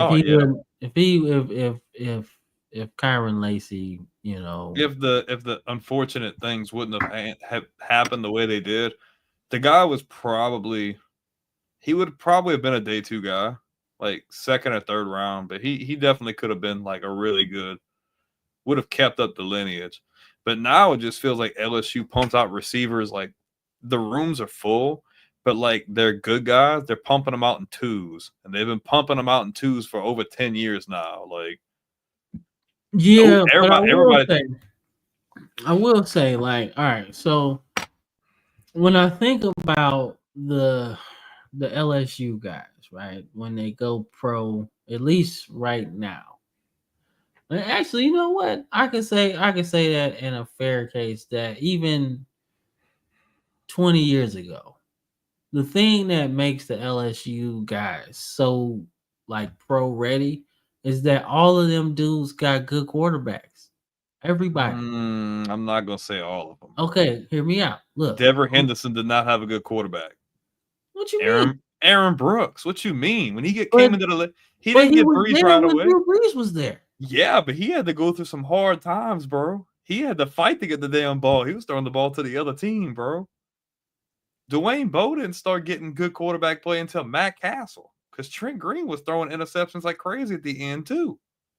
Josh Reed was in. Josh Reed. We're gonna break it down. Josh Reed was in Buffalo with J.P. Lossman and Trent Edwards. No way. Not that Drew early. Bledsoe. Yeah. Not that early. He was there for quite some years, bro. He was there with Drew Bledsoe was for there for like a year, dog. No, it doesn't matter. That counts. He was good. He was still okay with the Buffalo. Oh man. That counts. And don't you do that. And then you talking about Malik Neighbors, but like Malik Neighbors didn't have nobody last year, and the case is still open if Jackson Dart's going to be that guy. We don't know. No. And then who did Jarvis Landry have? Ryan Tannehill? And he went to like You're starting with the guys that have the okay, like maybe, right? No. who? Josh Lee? Dwayne Bowe eventually got Matt Castle, which Yeah, made him eventually. into Like a in better. 2011, he was already doing it though. Devery Henderson got Drew Brees, right? At some point, OBJ had Eli Manning. Jarvis Landry had a capable quarterback. He started with Tannehill, right? Yeah, At least he could throw the ball to him. So like Julio Jones got Matt Ryan. Amari Cooper had Derek Carr. Devontae Smith got Jalen Hurts. Derek Carr later. Jalen Waddle. Who he start with? Amari Cooper started with the Raiders. He had Derek Carr throwing the ball. I know. Jalen Waddle's got Tua. Yeah, Andrew Calvin Walker. Calvin Ridley had Matt Ryan. I'm just saying. What Henry Ruggs have? He had Derek Carr. No, he didn't. No, he didn't. Yeah, he did. No, he didn't. He did not have Derek Carr. Who's their quarterback? Derek Carr was still in Vegas. No, man. Yes, he was, dog. Yes, he was. How long was he? How long was he in New Orleans? I feel like it's been like 2 years. Okay, hold up, bro. We about to Henry Ruggs was in like Henry Ruggs came out not too long ago. Hold up, we're gonna see. Hold up, bro. We gotta see this. Okay, hold up. Okay. Derek Carr was in Vegas / Oakland from 2014 until 2022. Okay. All right. So he played through the 2022 season. All right. So when did Henry Ruggs get there? Henry Ruggs. Yeah. Played with him 2020 and 2021. So still ass. That's not the MVP. That's not the MVP, Derek Carr. No, it's not. That's not. That don't count. Nope. I mean, he threw for in 2020 threw for over 4,000 yards, and in 2021 he threw for almost 5,000 yards. So Derek Carr, he threw for 4,800 yards in 2021, and if I'm looking at the stats correctly, that's a career high year. All right, you get one. You get one with Henry Ruggs, man. And Amari Cooper. I'm not giving you Amari Cooper because the Raiders were ass when he got there. They were ass. I don't know who the fuck was throwing him the football, but they was ass. Okay, they gonna do my dog like that. You know the ones I'll really give you credit for? I'll definitely give you Jerry Jeudy because that was a disaster. So what the fuck was the Broncos doing? Who was his quarterback? Paxton Lynch. I think it actually was. I think it was Paxton Lynch and then Drew Lock. Drew Lock. I'll give you that. Of Osweiler. I'll give you that. I'll give you that. But you cannot. Okay, Jalen Waddle went into a good spot. Yeah, Calvin Ridley got Matt Ryan too. Julio Jones had Matt Ryan. Yeah. Devontae Smith got Jalen Hurts. Not at first. He had poo ass Carson Wentz. Don't do that. Don't do that. He had Carson Wentz throwing that damn ball to him. Hold up. Now I need to verify that because hold up, Carson. Holy man. Hold up. I know we're getting off topic, guys, but this is funny. Shout out to 63 people watching, by the way. Hell yeah. All right, so let's see. The greatest receivers never went to the big schools. No, they didn't. The HBCUs and the freaking FCS teams had the best ones. Yeah, Jerry Rice went to fucking Missouri Valley. Mississippi Valley. Went to Marshall. Tio went to Chattanooga. Tio went to Chattanooga, Tennessee, Chattanooga. So Tio didn't even go to a Hall of Fame ceremony. He did his Hall of Fame ceremony at Chattanooga. Yeah, yeah. So let's see. So Miami definitely got a case. They got a case. They definitely got a case. You got the Carson Wentz, Michael Irvin, 2021. You got Reggie Wayne, Devontae. Who else, man? Andre Johnson, 2021.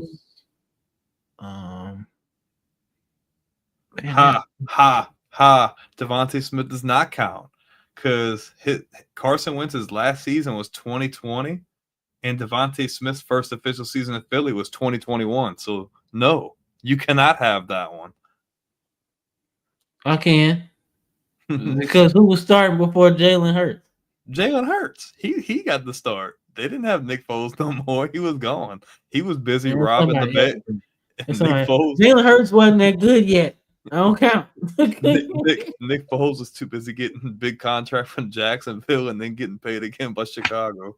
No, he stole that money from the Rams first. Oh, Out of man, this that was- world.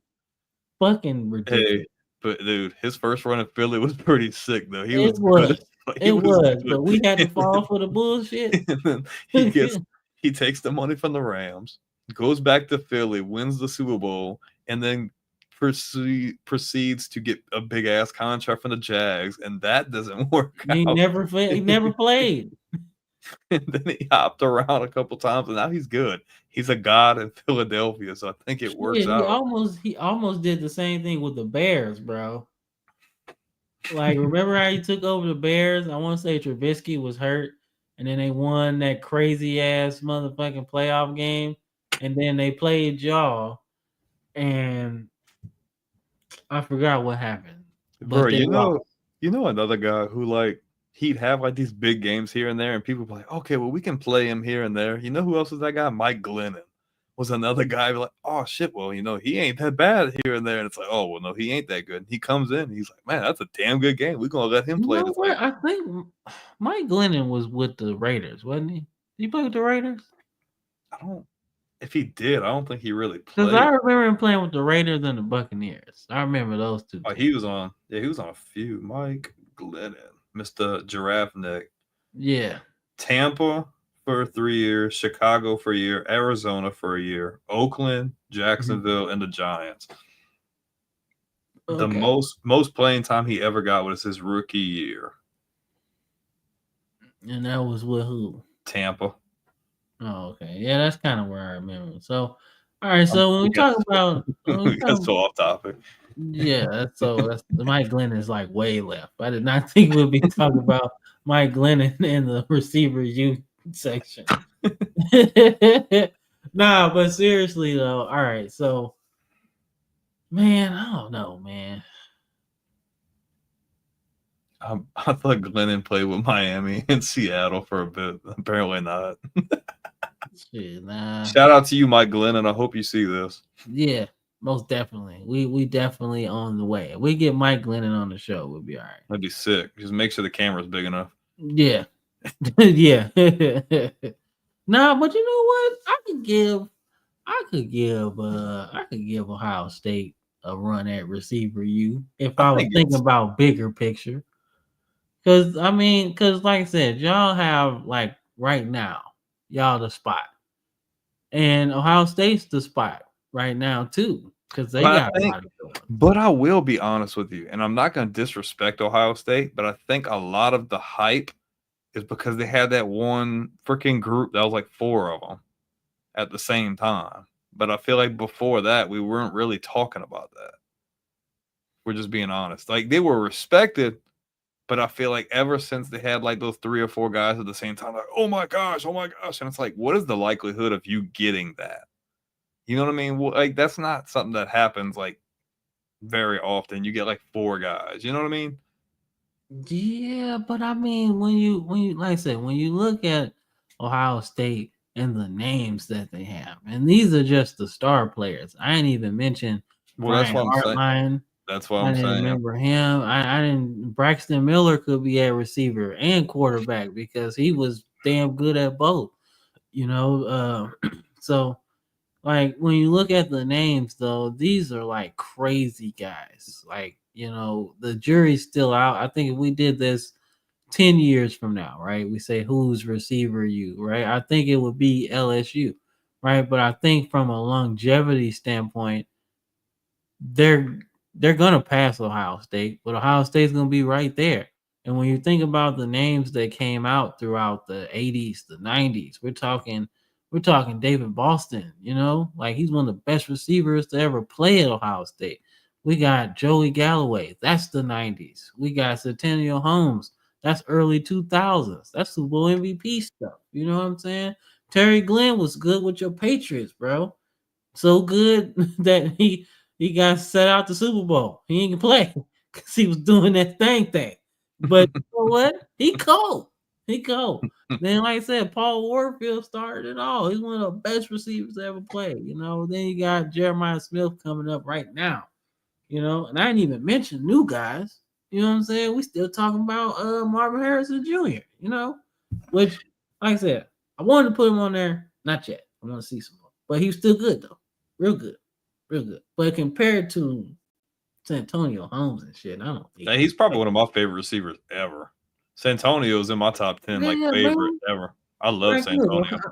Look, LSU cold, man. I can't sit here and act like this list ain't what it is. You know what I'm saying? These are some good ass motherfucking players, bro. Well, you got to think. At one point in time, OBJ and Jarvis Landry are top 5 in the league. Jamar Chase and Justin Jefferson are top 5 in the league. BTJ and Malik Neighbors are probably both going to be top 5 in the league within the next year or two.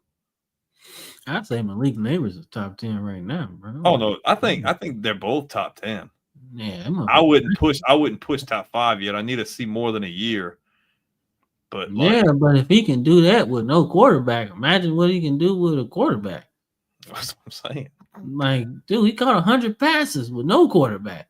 And then how many of the guys on this list have a triple crown too? Just saying. Yeah, that's true. And then Justin Jefferson hadn't always had the greatest quarterbacks either. Kirk Cousins, yes. But yeah, bro. Come on now. Kirk Cousins. Kirk Cousins or Mike Glennon. Mike Glennon. No, you're not picking Mike Glennon. You know you're not. I don't want Kirk Cousins stealing all my money. Dude, hey, look at Jared Judy's situation, bro. Kirk Cousins or whoever the fuck. Is he still in Cleveland? Yeah, he's still in Cleveland. Yeah, because he had a career year last year. Yeah, he's balling like he looked like he was supposed to look. I'm not gonna lie, it felt like he was just in a state of like just stuck in the muck. I'm like, bro, what is going on with you, bro? Yeah, what are we doing? Like, what's crazy is he wasn't necessarily terrible. It was just the quarterbacks were. Because he got 800 yards. But it's like, man, but it's like, man, we say that, and then you see some of these guys who just find a way to, I don't know. It's just like Denver was just never gonna work. If we talking Marvin Harrison, really? Or Ohio State? I mean, he was really good though. I mean, he didn't go top 5 for no reason. He was pretty good. Like, I think. Okay, I think if we give it another couple years and just look big picture, I think we might be able to do that. I need to see a bit more, but Jeremiah Smith's already there as a freshman, dog. Yeah, like let's just be honest. Like I said before, and I think Cam would agree. If Jeremiah Smith would have been a junior this year, at his level, he's guaranteed top 3 pick. Like that's no debate. There's nobody passing him up in the top. Somebody's gonna freaking draft him that high. He's that good.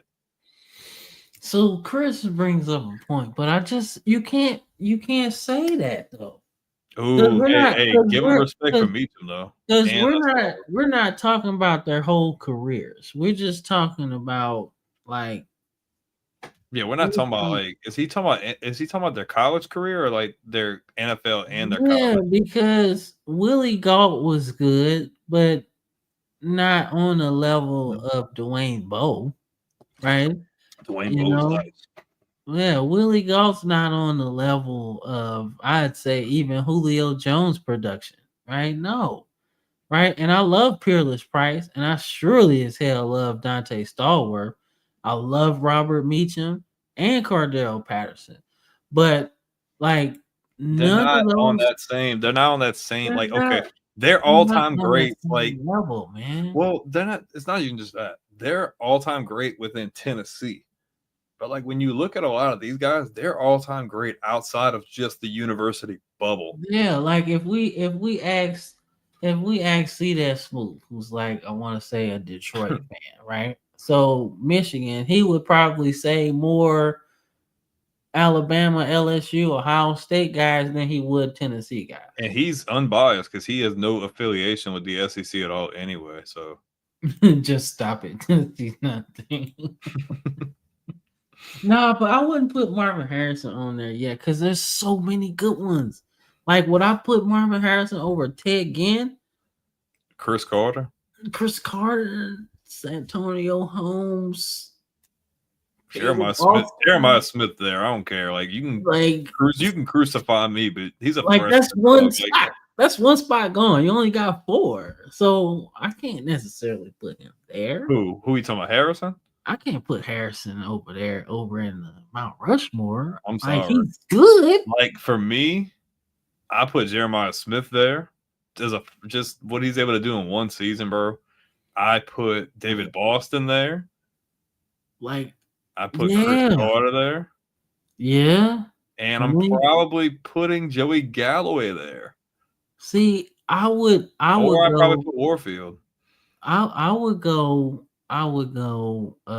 Jeremiah Smith. I'd go Santonio Holmes because I saw him play with my own 2 eyes, right? I love Santonio. And then more in the league, but and then Ted Ginn for me is 3, bro. Like, he was fucking nasty, especially at kick return too. You was in trouble if you let him get a scene. That was the only thing I was scared of in that game. I'm like, yeah, he's gonna pop off, dog. He pops off, we are screwed. Yeah, and then so that's Smith, that's Ted Ginn, Antonio, and then I gotta go David Boston, man. He was some nasty at Ohio State, bro. Like, he was sick. And I know we're looking at a big picture, and I'm just pleading the case, but like if you look at the star power LSU's had in such a shorter amount of time than Ohio State, they're damn near there if they're not. Like just pure star power. And that's not even me trying to, that's legitimately me not trying to be biased. That's just looking at just paper on paper. I call it a tie. I can't pick between Ohio State and LSU.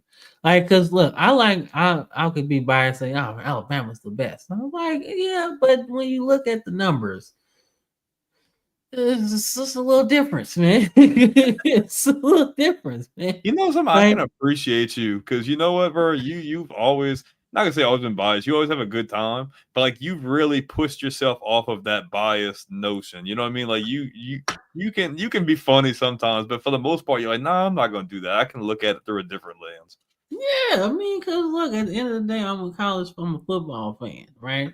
And as I'm doing this, sometimes you gotta check your ego at the door. You know what I'm saying? And I could be like, yeah, Alabama's the best.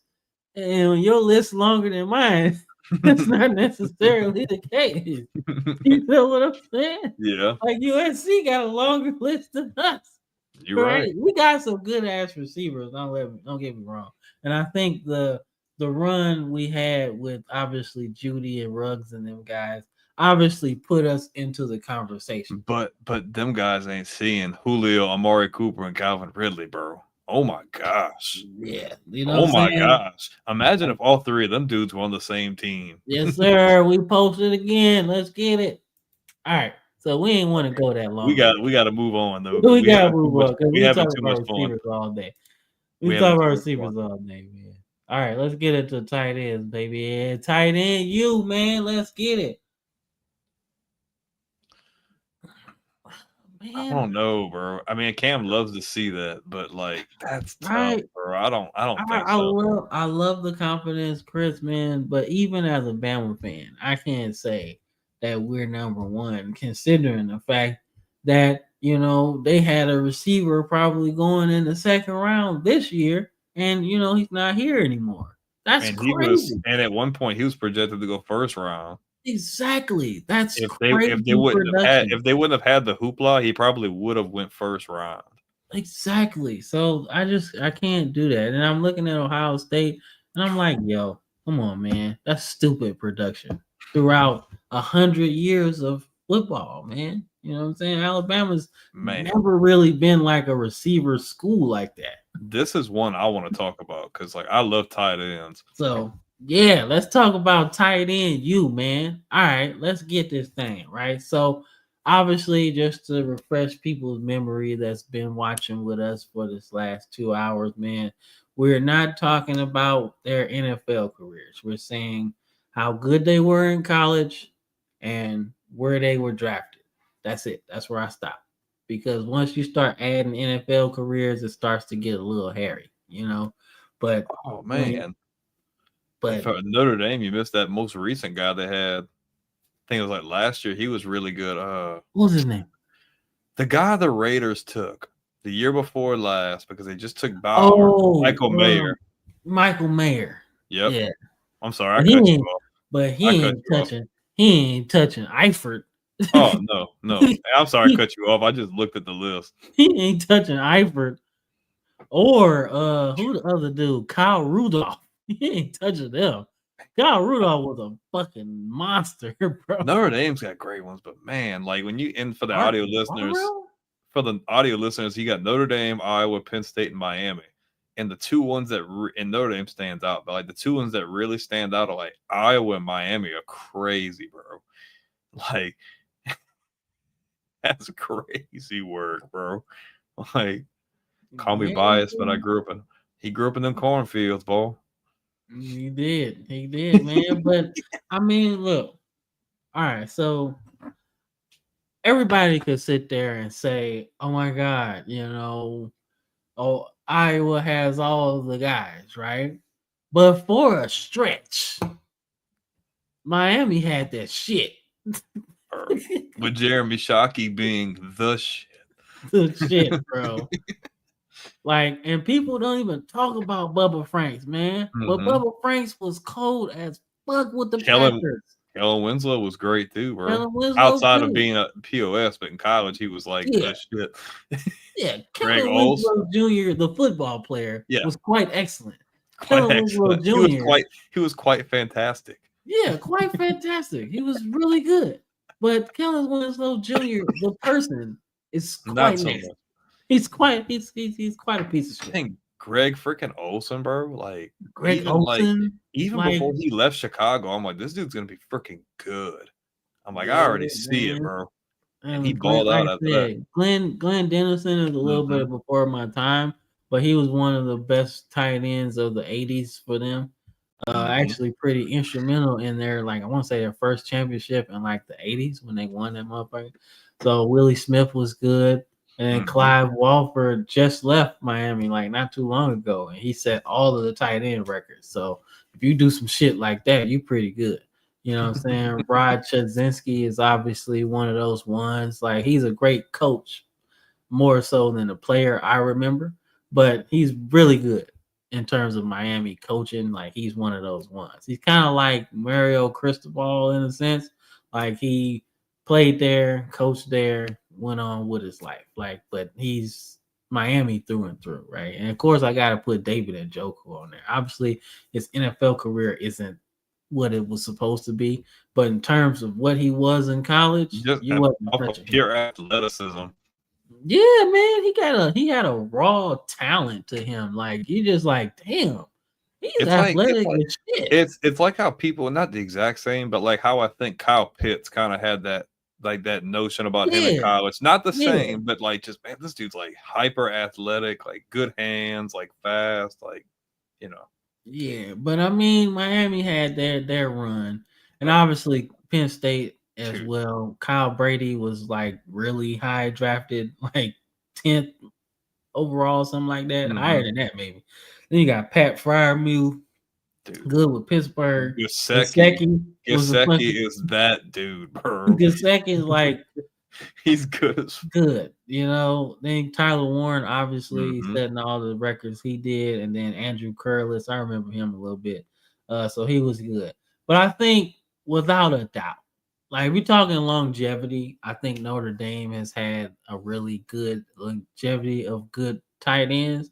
Just, I say all around tight ends, in my opinion. Guys that block, catch a little bit. Bavaro is like the fucking beast. He's one of the best, right? With the Giants, and Fasano played a very long time, was productive. Kyle Rudolph was productive with the Vikings, doing all type of stuff.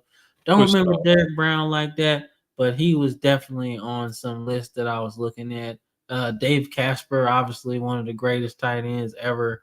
Eifert is one of the greatest college tight ends ever, and then Ken McAfee is one of the best too. So like they have a longevity. Stretch the fuck out. But man, you gotta give respect to Iowa, bro. But Iowa's stupid, bro. Dallas Clark, like one of the best Like, ever to do without gloves or nothing, bro. He could catch anything, bro. that's stupid. He was good. Like, George Kittle might be the best right now. Hawkinson is Noah Fant. Noah Fant. Sam LaForda. Like, dude, like, and that's not even everybody, but like just them freaking top two, bro. Like those are ball. Like Dallas Clark and Kittle, like all pros, bro. Like, yeah, bro. Like Bavaro was nice. I miss that era of tight ends. Yeah, that's the era where they start catching the ball more, but they freaking not afraid to get down and dirty and freaking pancake you, bro. When it comes to getting down and dirty, like Bavaro is one of those ones, you know. Mm-hmm. He was on our greatest tight end series too. He made it pretty far. Yeah, no, he was definitely good, man. But I mean, I think it's Iowa, dog. I'm sorry, man. There's too many motherfuckers playing right now. Them cornfield boys. Yeah, man. And for a team that don't pass the ball, they sure as hell get a lot of tight ends. That's crazy. That's crazy when you think about it. Like you think of a team that's just got the stigma of like, dude, offense is absolute hot garbage. But like tight ends, they go to the league and they catch like they were catching 100 balls in college. Man, I'm telling you, dog, they nasty. But I think I'd give it to Notre Dame. You give it to Notre Dame? I'd probably say so, just the history and like they're just like I think they push out the most complete tight ends, just from a blocking standpoint and just like run blocking, pass blocking, and just be able to catch the ball and make plays. Like I think Notre Dame, Iowa's got a stellar list. You can't not put them there. I think Notre Dame gives the edge, though. What you think? Yeah, you know, I'm gonna go Iowa just because all of their tight ends can affect the passing game. Yeah. When I think about the guys like Kyle Rudolph, right, and Fasano and Bavaro and Eifert, none of these guys are refined route runners. But dude, Dallas Clark's my favorite though. But Dallas Clark, you could line him up at receiver. He would do that shit.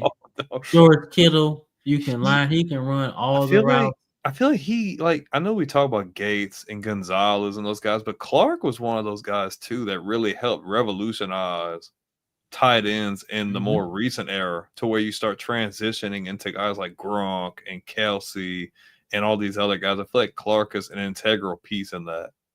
But if I'm going off my favorite, I love the Miami guys. Those are like the guys that I love watching the most. Like Jeremy Shockey. Bubba Franks had a run in the 2000s. Yeah, he was with Green Bay. He was with Favre, and he did good.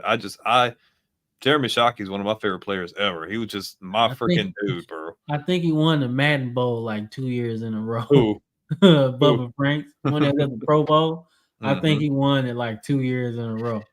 Bro, if anybody from the NFL is watching, get rid of the current Pro Bowl setup. Y'all need to bring back the cool competitions that y'all used to have in the late 90s with the freaking passing competitions with who could throw the farthest. Man competition. Bro, like I watch that stuff all the time, bro. Like that was great TV. Rest in peace, Larry Allen, for putting 50 on that motherfucking bench. That shit was nice. It was some young dudes up in there trying to act like, yeah, I'm strong. Boy, he did that shit with the shirt on. It was good, bro. Like I love seeing who could throw the farthest, and freaking Favre throws it like 72 yards. Like, god damn, bro. Like what the hell? Like, that's what that competition got me hip on Brian Leftwich, like how cold his arm strength. I liked the ones where they had to like run around obstacles and shit, and you see guys like Peyton Manning like slow as shit trying to freaking get like low key looking athletic, man. I swear, and then just like slinging it, hitting like on a dot. Yeah, no. I was with Mark Cook was good, man. Like he was good. He showed up on a lot of top 10 tight end lists, like for real. So I was like, shit, if he on all of these lists, he got to be pretty good, you know. So, but let's get into the defensive side of the ball. This should be a little bit faster. think it's offensive line next. No, yeah, offensive line. My bad. All right, man. So look, Surprised me you got on the Nebraska would be defensive line. man. I was gonna say Nebraska, but I think Nebraska's more like defensive line. I don't know because they had good offense and defensive linemen. Yeah, they did. They did, man. But when you talk about the bigger, like the longer thing of it, like Nebraska had really good linemen, right? But for a stretch, like maybe the 70s to the 90s, right? But when you think about Alabama, you got John Hanna. That's like Patriots lore right there. That's 70s, I want to say, right? The Dwight Stevenson, that's 70s right there. You know what I'm saying? Jonah Williams, like being a freshman starter. Come on, man. Freshman All-American. Cam Robinson, first All-American. DJ Fluker, All-American, right? Andre Smith, All-American. Barrett Jones, All-American at 3 positions. You know, Chris Samuel was good. You know, Chance Warmack, Landon Dickerson, Evan Neal. Like, we got countless dudes that we put into the league. But then I see Ohio State, bro. Orlando Pace. Like, that's Nick Mangold's an all-pro with the Jets. Freaking LaCharles Bentley's up there. Like, yeah, Corey Stringer was really good before he passed away, you know, on that Heat thing. Then you look at freaking Wisconsin, Joe Thomas, Ryan Ramczyk. You look at freaking Georgia, Matt Gabe Stinchcomb. Karimi. Like, dude. Then Gabe Karimi. Then you got Georgia. Matt and John Stinchcomb. Yeah. See what I'm saying? You got Max Gene Gillis. Like, what are we talking about? He's fucking huge. He's a huge man. Yeah, see, Chris brought up Nebraska like I did. Yeah, man, but that stretch is not as long as everybody else's. Like, when's the last Nebraska lineman that you can really remember? Besides Rayola, of the last 15 years. You know, I could put Notre Dame on there before I could put Nebraska. Oh yeah, Notre Dame has definitely pumped out offensive linemen consistently. Like, cause even until recently, like guys like freaking Nelson and all kinds like. Oh my God, touchdown troop. This is not Michigan. Michigan is not better offensive linemen. They got a few, like Jake Long was really good. Like even more in the last 5 years or so, they pushed out really good ones. But like, yeah, Notre Dame's in there over Michigan easily. Yeah, and Notre Dame, honestly, Notre Dame should be on here probably. Yeah, Notre Dame was on here before I changed it to Wisconsin. Like, dude, Notre Dame's been doing it since the freaking Rudy days, if not before that, bro. Yeah, like, Notre Dame been putting out offensive linemen, dog. Yeah, and they was on the list before I switched it to Wisconsin. So I have to be honest by saying that. And I only put Wisconsin on there because of how good Joe Thomas was, how good Karimi was. Ramczyk, I want to say, just retired and he was good. All pro. Like Kevin Zeitler's really good. Like, come on, man. He said, "I'll let you pass." I'll let you pass. That's the truth, man. Hey, you should really piss him off and take Michigan off the defensive. Yeah, I should, but I can't. I can't do it. They had some good ass. He'd be so pissed. They would be mad. They'd be mad. He would be very upset. Yeah, but I think we're talking linemen though. I think it's fair to say Alabama or Georgia. Like, even though Ohio State got the big fish, and that's Orlando Pace, like, and Nick Mango, but it's like top heavy. LaCharles Bentley too, but it's like top heavy, right? You got guys in here that weren't necessarily high draft picks that played a long time. Like, you know, Cam Robinson was second round. DJ Fluker was first round. Andre Smith, obviously. Barrett Jones was like fifth. He played everything. Like, Brandon just so cruel. Yeah, Iowa had a lot too. They were close to the list. But I was thinking I had a cross between star power and longevity. And Iowa has a lot, but not as much as everybody else. Like, Alabama's list could really go on for a while. Oklahoma's had some good offensive linemen too. Yeah, like Lane Johnson. Yep. Lane Mhm. Johnson's at the top of the list, right? So they had a lot. So, but I'd probably give it to Alabama here. That's just me, but I think Notre Dame is obviously in the conversation as well. yeah. I think so. Just because they're not on the graphic, doesn't mean anything. But Yeah. That's why I put it here so we can discuss everybody that's not, So, well, let's get into the defense, man. Let's get into the defense. All right. So, defense, man. Defensive line, man. All right. So, another position that I was thinking LSU would be in, but just we've had good defensive lines, just they not had all of good them. ones. They They had had good good ones, ones. just not had all really- not all the most like high guys. Like we had some really good ones. dude, like Glenn come on, man. Glenn Dorsey, Tyson Jackson, Yeah. Markevius Mingo was good in college. Like Yeah. Funny you mentioned that. Y'all you're gonna like the next list. But I really, like I said, when I put Michigan on there, Georgia, let's see.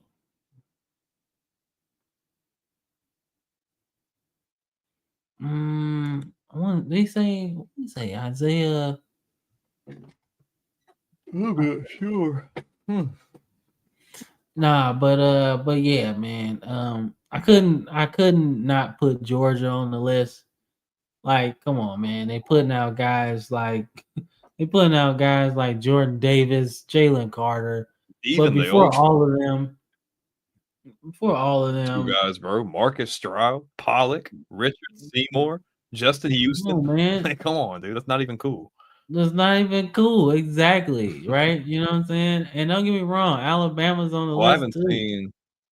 I haven't seen Terrence Cody in a long ass time. Yeah. But that's a big ass dude, bro. But you can't say he ain't on the list because Marcel Darius was crazy. Yes. Marcel Darius was crazy. Big dude with little dude Hand. Yep. Like Deshaun Hand, Raekwon Davis, Christian Barmore, Quentin Dial was on the Niners for a long time. Ashawn Robinson still playing. Jarran Reed is on the Seahawks right now. Like those are just like how deep the rabbit hole goes, right? Then you got guys that really didn't even play, Dude, like I think Isaiah Wilson, yeah.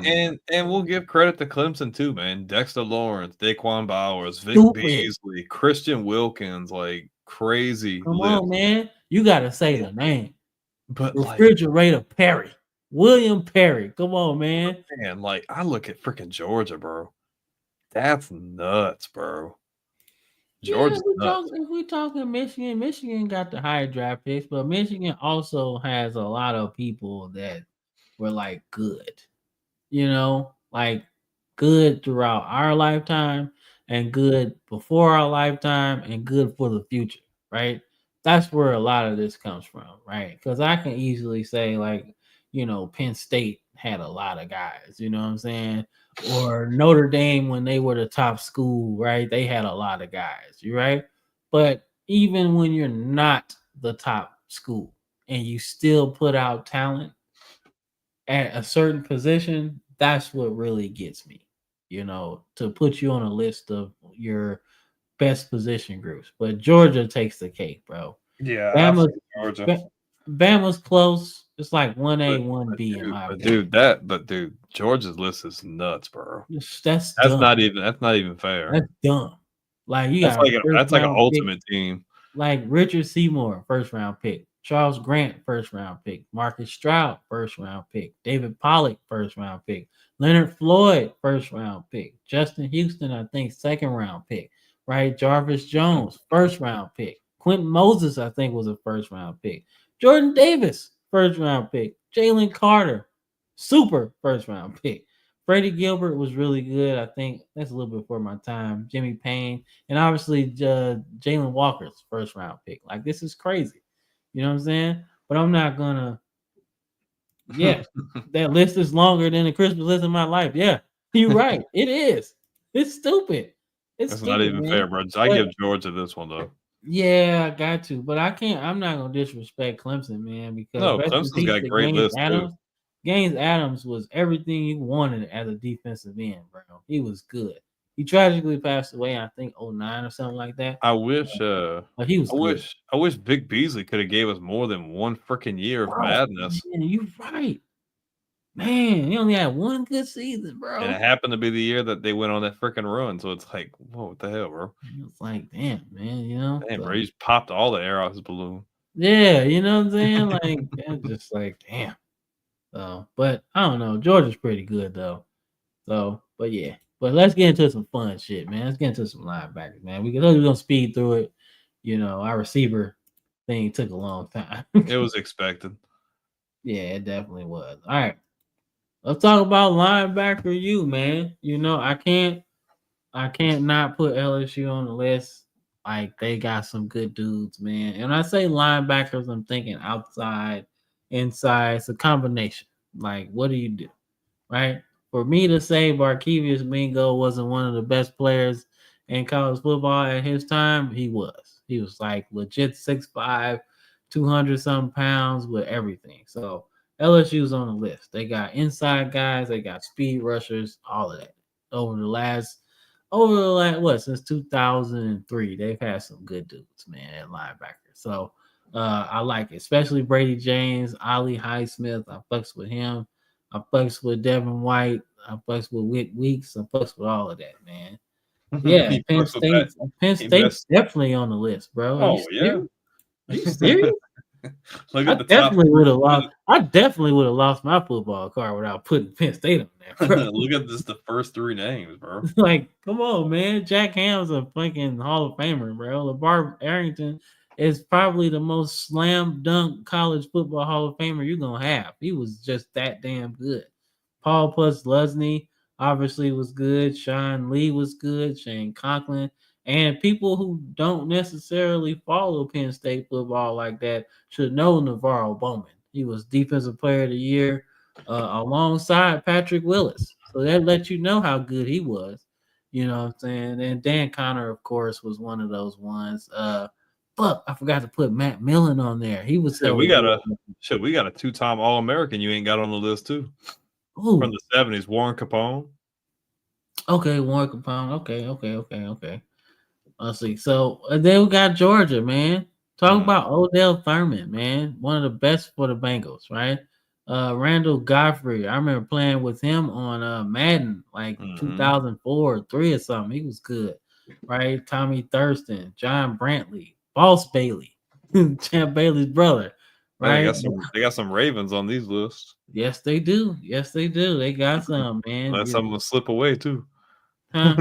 They let some of them slip away too. They did, man. But I got Roquan Smith on there. Come on, man. That's Devin White, not Devin White, freaking Patrick Queen. Yeah. CJ Mosley. Yep, CJ Mosley, right? Dude, Alabama's crazy though, bro. Yeah. Like nuts. Derek Thomas, Leroy Jordan, Cornelius Bennett, CJ Mosley, Reuben Foster, Dante freaking Hightower is one of my favorites. D'Amico Ryans, bro. Like, and then everybody else, like. Yeah, man. So we take the cake, man. But you know, out of respect Penn State, bro. Like, come on, bro. Like, dude, just the first three names outside of the other ones, bro. Hey, Jack Ham, that's a big name, bro. Don't get me wrong, y'all got Derek Thomas, and he's questionably one of two best outside linebackers ever, besides LT. So yeah, man, but I can't shit on the fact that they had Derek Thomas and Cornelius Bennett on the same fucking team. That's fucking stupid. Do you understand what that is? Like, what you gonna do? Who you gonna double team? Nobody. Exactly. You might as well just fix your inside and hope for the best. Because you better put the fullback and the running back blocking on the edges too. Like, come on, man. Yeah, Reuben Foster, bro. Like D'Amico Ryans. Salim Rashad was really good. He was there in that era where we weren't really good. Reggie Ragland too. Yeah. So, you know, like For real. It's Penn. I'll give Penn State, but man, Alabama's got a freaking laundry list, Yeah, like I said, this is just and that's just recently. this is just what I could fit. That's just in the last 30 years, bro. That's insane. That's what I could fit. I can't fit anything else. Nobody talks about how good Sean Lee was. Sean Lee was fucking great Yeah. too. Sean Lee. Dan Connor was good too, man. Yeah, I man. love Dante Hightower, bro. Dante Hightower. You can't tell me shit about Dante Hightower. Helped us win a Super Bowl, bro. He was Man, but people don't talk about Orlando McClain, man. Mhm. He was hella That's good throughout that first championship run under Nick Saban. He was that's important. another Raven, yeah. Yeah, he was on there. Yeah, he was Yep. on the Ravens for a little bit. Yeah. Mhm. Yeah. That's another one. I don't know if he played for real because he was still like suspended or some shit. He played though a little bit. A little bit. Okay. Yeah, because he made it. He played. Actually, he made it. Yeah, he actually made it on one of the linebacker lists for y'all. Okay. Because I I think middle liked him. linebackers. I liked him with the Raiders. He was just always in trouble. He couldn't necessarily play. So, like, I thought he was gonna be good, but I was like, damn, he going to the Raiders? They suck. Means he's gonna ball out. I was like, they suck. But I was like, well, if he play, he gonna play like a lot. So I was like, shit, he'd be good. But CJ Mosley, I'm still mad at him, man. He should have stayed in Nah, I'm like, why'd you go to the Jets, bro? That's gross. the Jets of all Like, places. bro, all the good linebackers leave the Jets. The only good ones that go there is Bart Scott. Like everybody else. left us. Yeah, and Jonathan Vilma left the Jets too. Yeah, Like, yeah. he did. Jonathan Vilma was good, man. He was good. I liked him. He That's made good. it. He got voted into the next round with the Saints. He should not have been voted in though. That should have been Sam Mills. Oh yeah, are you serious, Sam Mills? Yeah, they don't know. They voted Jonathan Vilma in over Sam Mills. Sam Mills is questionably better than Ricky Jackson. So Yeah, nah, bro, you tripping? Sam Mills was like a sack leader, wasn't he? that's what I'm saying. Yeah, and Yeah, he should be a Hall of Famer too. So yeah. So nah. yeah, y'all they're crazy. do the knowledge. Y'all need to do the knowledge now. But Figure it out. But yeah, I give it to Bama or definitely Penn State because Penn State had to. But I love Alabama's list though. Yeah, it's They crazy. got some guys. They got some guys that I got love for sure. Yeah, now we get into your shit. LSU, man. Okay. So we get into DBU, man. So look, man, I could toot my own horn, like Alabama's the shit. You know what I'm saying? I could toot my own horn, man. I really could, man. But I feel like we have more safeties than we got corners. Corners, bro. We got that shit. Yeah, Corners I got nasty, the bro. corners. But if I broke it down into like safeties or corners, Safeties, no, we got good feel safeties, like- but like not better than y'all. I feel like we got safety on lock. Oh, and you put Tommy Casanova too. Tommy Casanova was nasty, bro. No, I told Nasty, you. bro. And he I played in do the the league too. knowledge. He played Y'all for. should do the knowledge too. He played in Cincinnati. Yeah. No, he was hella good. He's like hella a good. 2 or 3 time All American. Yeah. And I had to put Ryan Clark on here, bro, because like, come on, man, the Dude. career, like to be undrafted Bro. and And still you got create and the you got value he did. and you got Corey Webster. Corey Webster was sick, bro. Yeah, Corey Webster was nice. Smoked all the weed. No. Shit, man. I am. That's crazy. Like Nah, if but- I'm not even gonna look at our list. I'll look at like Ohio State's got a pretty good list. Okuda was good, yeah, Tatum was good, Denzel Ward, Malcolm Jenkins, Lattimore, Winfield, Gamble, Sean Springs, Dante Whitner. That's crazy. I ran out of room. That's how good it was. I ran out And of then- room. You look at Georgia, freaking Love Champ Bailey, Malachi Starks. I'm just going. Kelly Ringo's really good. Kirby Ken Smart, Dennis was good as fuck. Eric Stokes, Sean Jones, KJ Bolden. Thomas then- Davis played safety before he played linebacker. So Yep. And then you Yeah. look at freaking Bama. You got Minka, who as the unfortunate thing of going back to Miami, which I'm still shook by. Landon Collins was great. Surtain was Well, great. definitely have to, Chris. Love Clinton Dix. Eddie freaking Jackson. Mark Barron's great. Drake Kirkpatrick. Kareem Jackson. Freaking, oh my gosh, bro. Antonio Langham. He was a Thorpe winner in college, right? I mean, he almost got the team tanked because he signed with an agent and then shit, but he was good though. I mean, that'd be nice. That'd be nice. I mean, I'm not gonna probably get piss tested, but that'd be nice. But you gotta stay up off of that, Brandon. We gotta stay up off of that. Don't do it. He's like, we can't both do it. Nah, we both can't do it. You know what I'm saying? I'll take the blunt of the weed test for you. No, you'll take the literal blunt. Yeah, I'll do it. You meant to say brunt, but you said blunt. Oh, yeah, that too. Yeah. Nah, but I want to give George Teague was like the shit. George Teague was nice as hell, dog. Like right? Yes, the hell we are. We killing it today, boy. We on fire. Because I knew people would like this type of shit because we go deep in and people say, "Oh, you forgot such and such," and I'm like, "Shit, man, you see how long this list is?"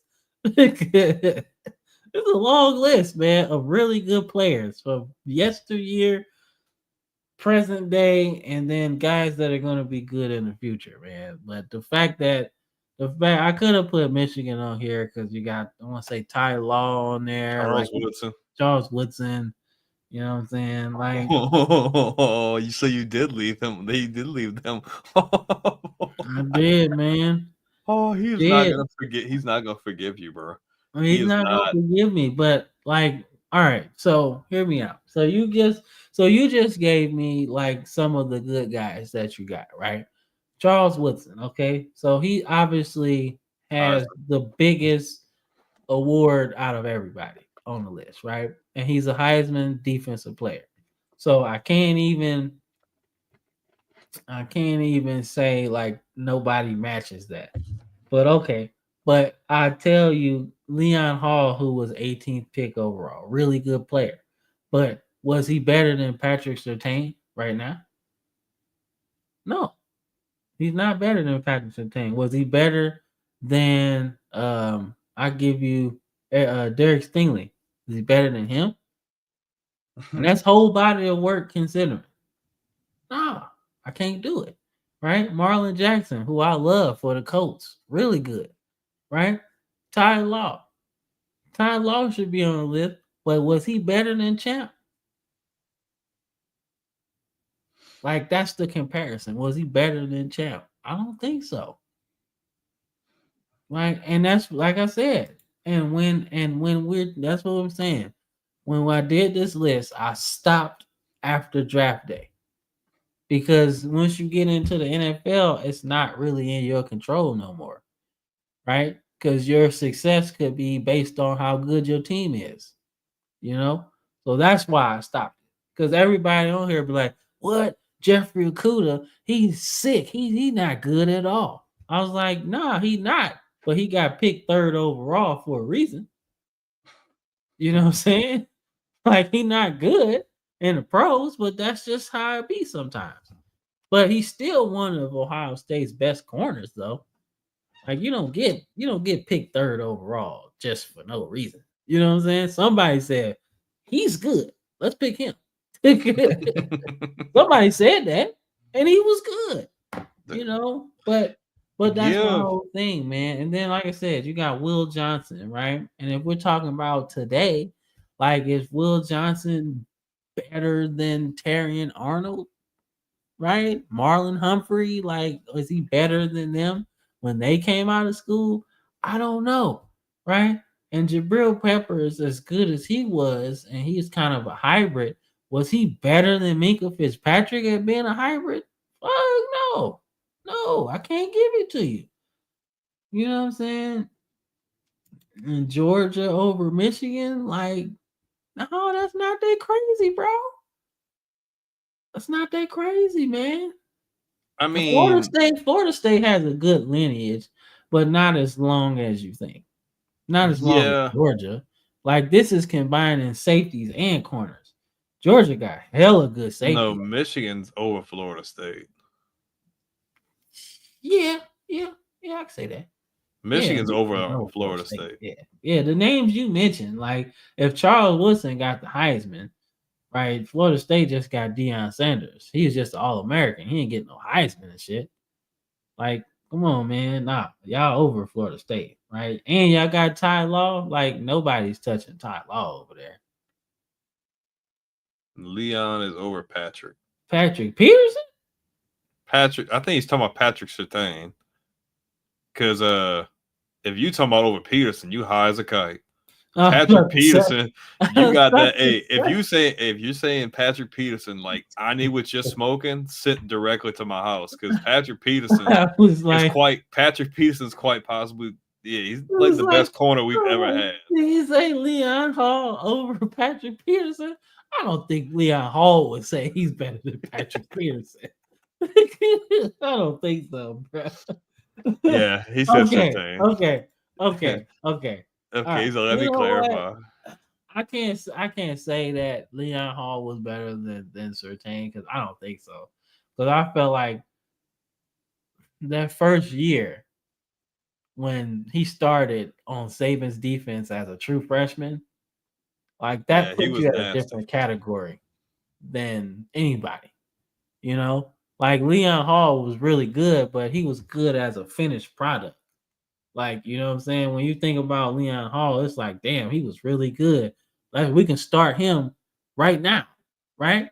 In the NFL. But when you got Patrick Surtain, they was talking about, hey, he gonna be a top draft pick first start. Like, yo, we gotta get him, you know? Like, and then, you know what I'm saying? We go into LSU, like Derek Stingley's in the same spot as Patrick Surtain. Like, they knew he was going to be first. He came in. Look, dude, this dude came in. I was listening to him talk. This dude came in on a team as a freshman, not even moved in on campus yet. And he's playing one-on-one with Chase, with Jefferson, with Terrace Marshall, and he's hanging with them as a true freshman, not even moved in on campus yet. Like, just think about that. And those two guys are all pro receivers. I'm just saying. Dude, he hasn't even taken ball. No, bro. Nah. Will Johnson. And Will Johnson's really good. Yeah. But for Derek Stingley to come in as a freshman and be like an All-American, like not even freshman All-American, to pretty much be like an All-American, no. Yeah. And you can say, oh, well, his production kind of fell off after that. He was still productive, bro. Yeah, he was still productive, like, but to come in as a true freshman, like, and production at like corner isn't the same thing as production at defensive end, because production at defensive end goes down. Now you look like a lazy player. Well, right? Corner, they don't have to attack you all the time. Yeah. Defensive so if your production goes down, that's kind of a good thing because that means nobody fucking with you. You know, and that's biased aside, but as a true freshman, bro, you're practicing against guys like that, and you come out and pretty much like freshman All-American and in question to be like an actual All-American as a freshman? No. Not happening. I ain't even talking about Mark Barron. Mark Barron was cold as a motherfucker. And you want to talk about freaking good corners. Is freaking Will Johnson even better than Morris Claiborne? No. Morris Claiborne was that dude, bro. Like Dallas drafted him high for a reason, bro. Yeah. Morris Claiborne was. Cam could tell you how good Morris Claiborne is. I can tell you how all these motherfuckers was. And we talking about you guys got to. And you guys got to. And then freaking, he's got Woodson, who's got a Heisman. Freaking Honey Badger got invited to the Heisman ceremony, so it's not even like he wasn't even in the conversation to be a freaking Heisman winner. So I mean, dude. Okay, hold up. We're gonna fact check this real quick. So who? He's talking about Stingley. Bro, Stingley was getting shut. He was shut down corner as a freshman, man. What are we doing? Yeah, was a freshman All-American for LSU in 2019. Yeah, man. Look, earning first team honors from multiple outlets. So yeah, led he the was more- SEC in interceptions and passes defended, and a key player on a national championship team as a true freshman, bro. Let's not get it twisted, bro. Yeah, let's First not get team. twisted. First team, bro. Not Let's not second get team. twisted about Patrick Surtain either, bro. To be on Bama with all that talent and you start as a true freshman, come on, man. I love the finished product that is Will Johnson. He's good, but to be a finished product and still not be better than a guy that started earlier than you, it's crazy. And then you say that consensus All-American in 2019, first team All-American in 2020, and then two-time first team All-SEC in 19 and 20, bro. Will Johnson is none of them dudes are seeing him, bro. Yeah, man, we talking about freshman All-American, bro. That's a different ball game, bro. When you come in and you one of the best players in the country, not even just that. Yeah, and you come in and you're a key contributor on a national championship team as a true freshman, bro. Yeah, you not seeing that, bro. Yeah, that's different, bro. And then you're not even talking. And then you're not talking about Patrick Peterson. You're not even talking about Morris Claiborne. Them three guys right there. Yeah. So, you're not even talking about freaking Corey Webster, bro. Like, let's get bro. That dude was a freaking walking bucket. So, in my opinion, I would say Bama is safety you. Yeah. I think LSU. I think we can shake hands on that. We can shake hands on that. Yeah, I'm not gonna argue. We got great safeties. We got great safeties, but and then you can be cornerback you. I think we can shake on that. Yeah, that's okay. Okay. All right. We can agree on that. We can do that. We can do that. Yeah. See, we gotta play the sound on that one. We gotta play the sound on that one, man. You know what I'm saying? Let's see. He's on fire! We on fire with that one. We on fire today. My favorite one's the Chris Berman one. Oh my God, Chris, really? I love Corey Chavis too. Don't get me wrong. I like Corey Chavis. I love Corey Chavis. I do. I like Trey Herndon. I've heard of that. DJ Moore. He said neither does Michigan. Like, yeah. Neither does Michigan. Hey, man. Nah, they don't. Sorry, bro. They was good, though. I gave y'all defensive line. I can't give y'all defensive back. So, but nonetheless, let's get into my favorite part of the show. If I show it to you. Okay. If I show it to you. Kicker University, bro. I knew that was coming. We're gonna start.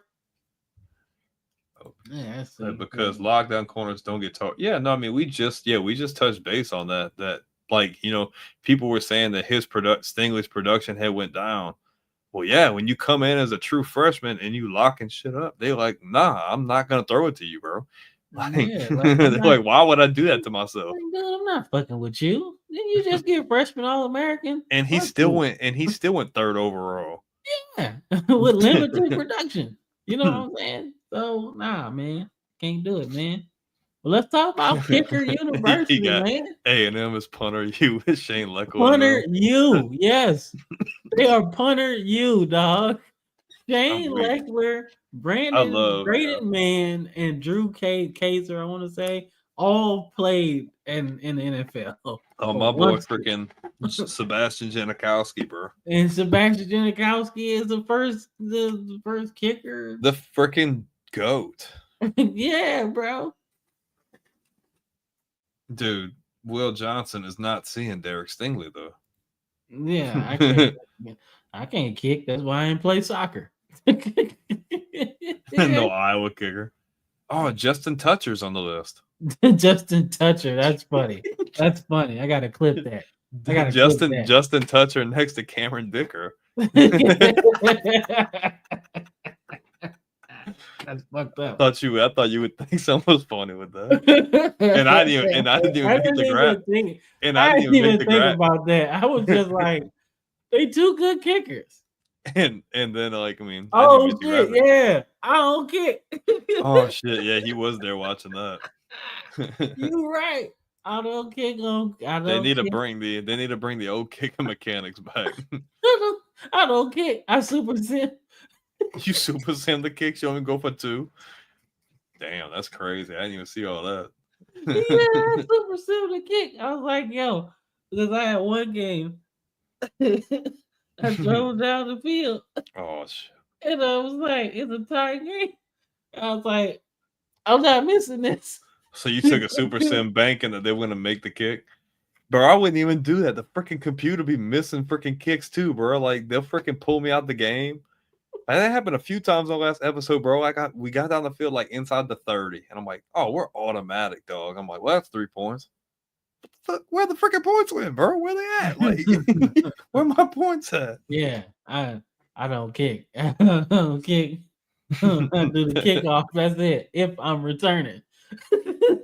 That's crazy.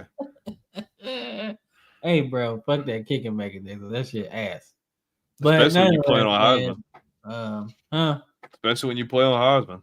yeah, bro, that shit ass. Fuck that. Like I said, I didn't say I was good, but I didn't say I wasn't crazy either. So, all right, kicker, you in my opinion, man. Damn, man. So obviously, kickers being at one school is like hard to pick a kicker because everybody has a good kicker.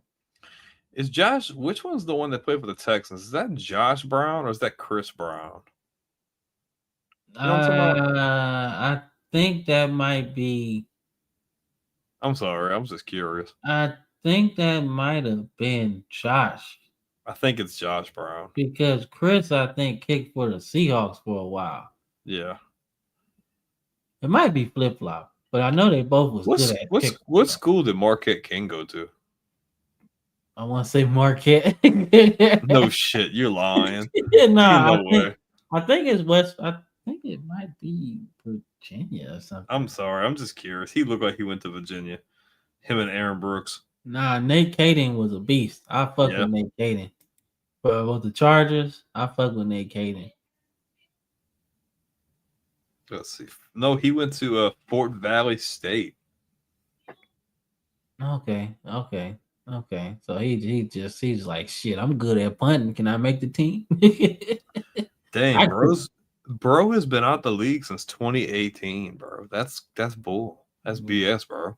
Yeah, he'd be a good punter right now for some bad teams. Shit, he might come in and win you some games because y'all gonna be punting so much. Like flip that field position for us, Marquette. Like I got you, coach. He's like, hey, man, you're gonna be punting like 10 times a day. You ready? Like, yeah. Like shit. All right. But I think kicker you has to be Florida State, bro. Yeah, Graham Gano played for a while too. Yeah, and Robert Aguayo was picked in the second round by the Bucks. Don't know why they did that shit. That's so crazy, boy. But Y'all taking kickers so damn early. Y'all high as hell. Al Davis taking Janikowski. Like, what the hell are we doing?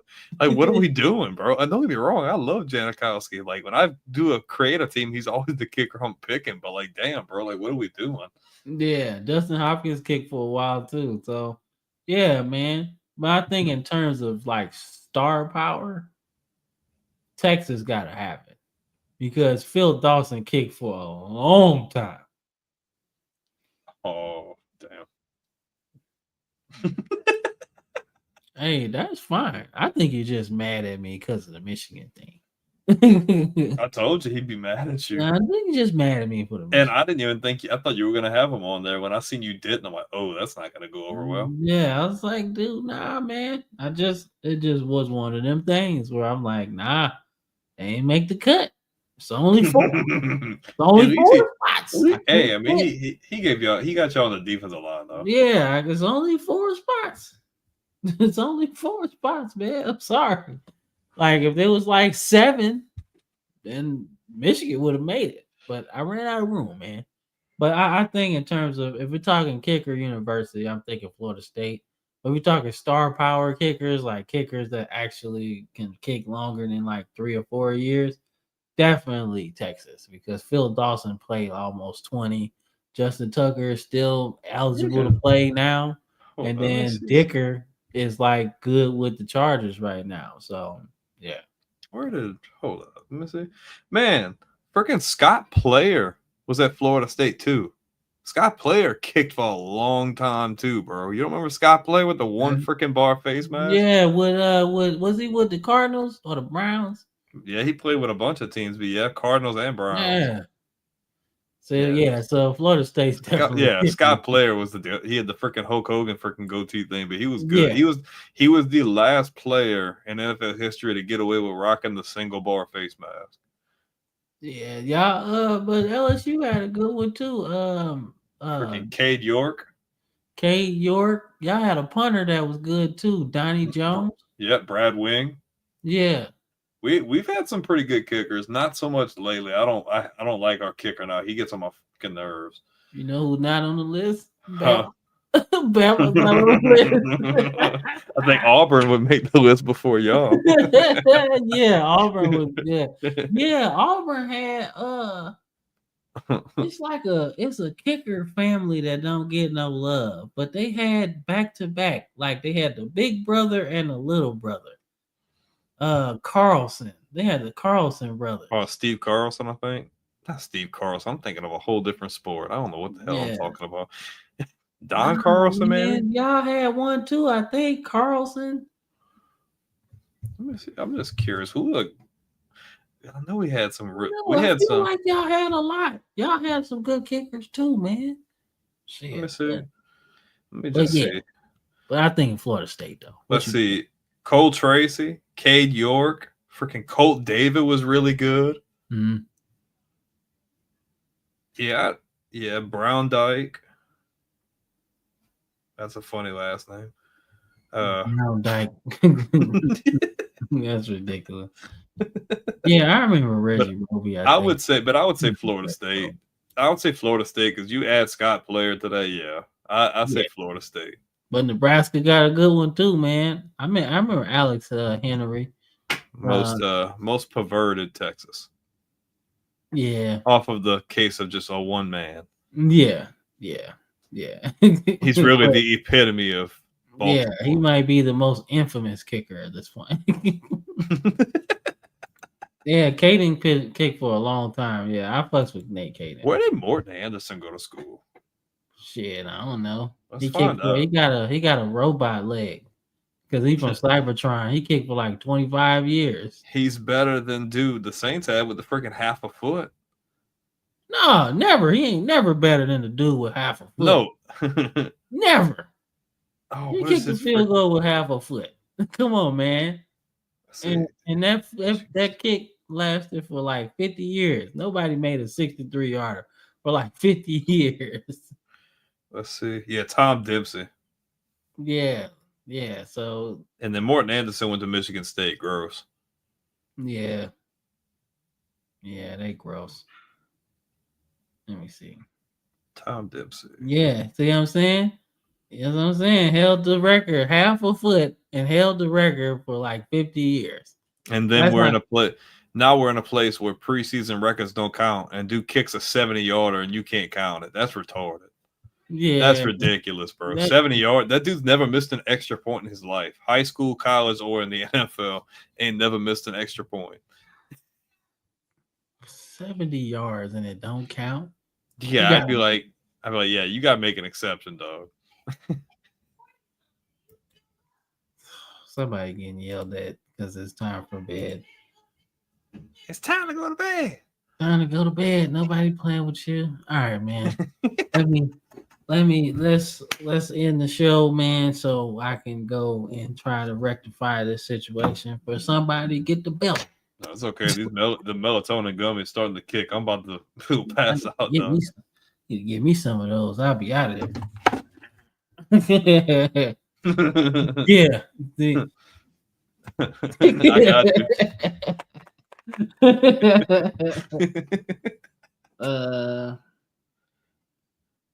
Cam Little. That name sounds familiar. Yeah, that name sounds familiar too. This He not said this is over. not over. You can stay on. You can You watch can it back stay on. over. You can You like can watch it watch back it. over. Matter of fact, you can share it in your group chats, so they can Yes. come over here and talk some shit too. Hey, But 82 people watching right now. 82, yes sir. And Pretty we've damn been, good. Yeah, he is. oh Yeah, yeah, Cam Little is the. Jacksonville. Oops. Yeah, Look, yeah. it's been a long. I'm tired, dog. Yeah, I'm tired. But like I said, 80 people watching, man. We appreciate it. Probably a lot more people watching over the course of these whole almost 3 hours. But nonetheless, man, anything you gotta say before we get out of here, bro? Yeah, thank you for everybody watching. We love the awesome interaction from all of our loyal fans and coworkers as well. Thank you guys so much.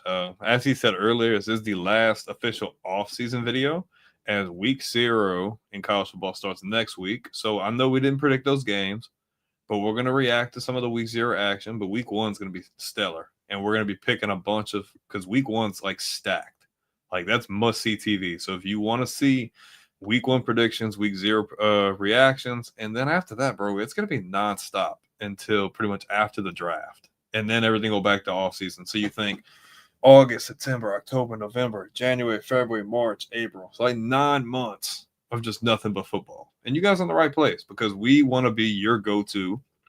We want to be the perfect alternative. So you don't have to deal with ESPN. You don't have to deal with Fox. You don't have to deal with all the stupid political stuff. You just want straight analytical, deep dive football discussions, talk. You're in the right place, man. Over 35,000 subs on YouTube. Trying to get to 50K before the end of the year. Never know. We'll see. But that's the goal. And then, oh man, really appreciate it, bro. Appreciate it. And then, we're trying to get to 50K, and then lifetime views on YouTube. We want to try to hit 100 million. We're at about 80, 87, 88, something like that. So we're getting really close. We can't get that without you guys. So just, if you like this kind of content, smash the like button, follow, subscribe on all major platforms. It'd be greatly appreciated. We'd love to get that unsubscribe notion really back down by the time the season starts. So if you guys enjoy the content, you're too good for the search bar, subscribe. You won't miss anything. Now until April, it's nonstop football. So the off season is over, and we're ready to rock and loaded to go. You know it, man. We couldn't have said it better. You know this, man. Yeah, you know it, man. Nah, but yeah, man, couldn't say it better myself, man. Y'all know what it is. See y'all next Sunday, man. Big shout out. Before we go, gotta give a big shout out to everybody, man. Shout out Andrew for the love. Shout out to all the people watching. Gotta give a big shout out to our usual guests, Touchdown Troop, See That Smooth, Brent from Twitter, X if you call it that now. Feeling Sports Media, that's Andrew, all the guys, including us. So we gotta give a big shout out to them, man. Big shout out to Chris. Mm-hmm. Chris always bringing the alter ego to it, man. So that's fun. But big shout out to all of y'all, man, keeping the engagement going. But we will see y'all next Sunday, same time, same place, same conversation. Football. Yes, sir. See y'all later, man. Peace. Peace.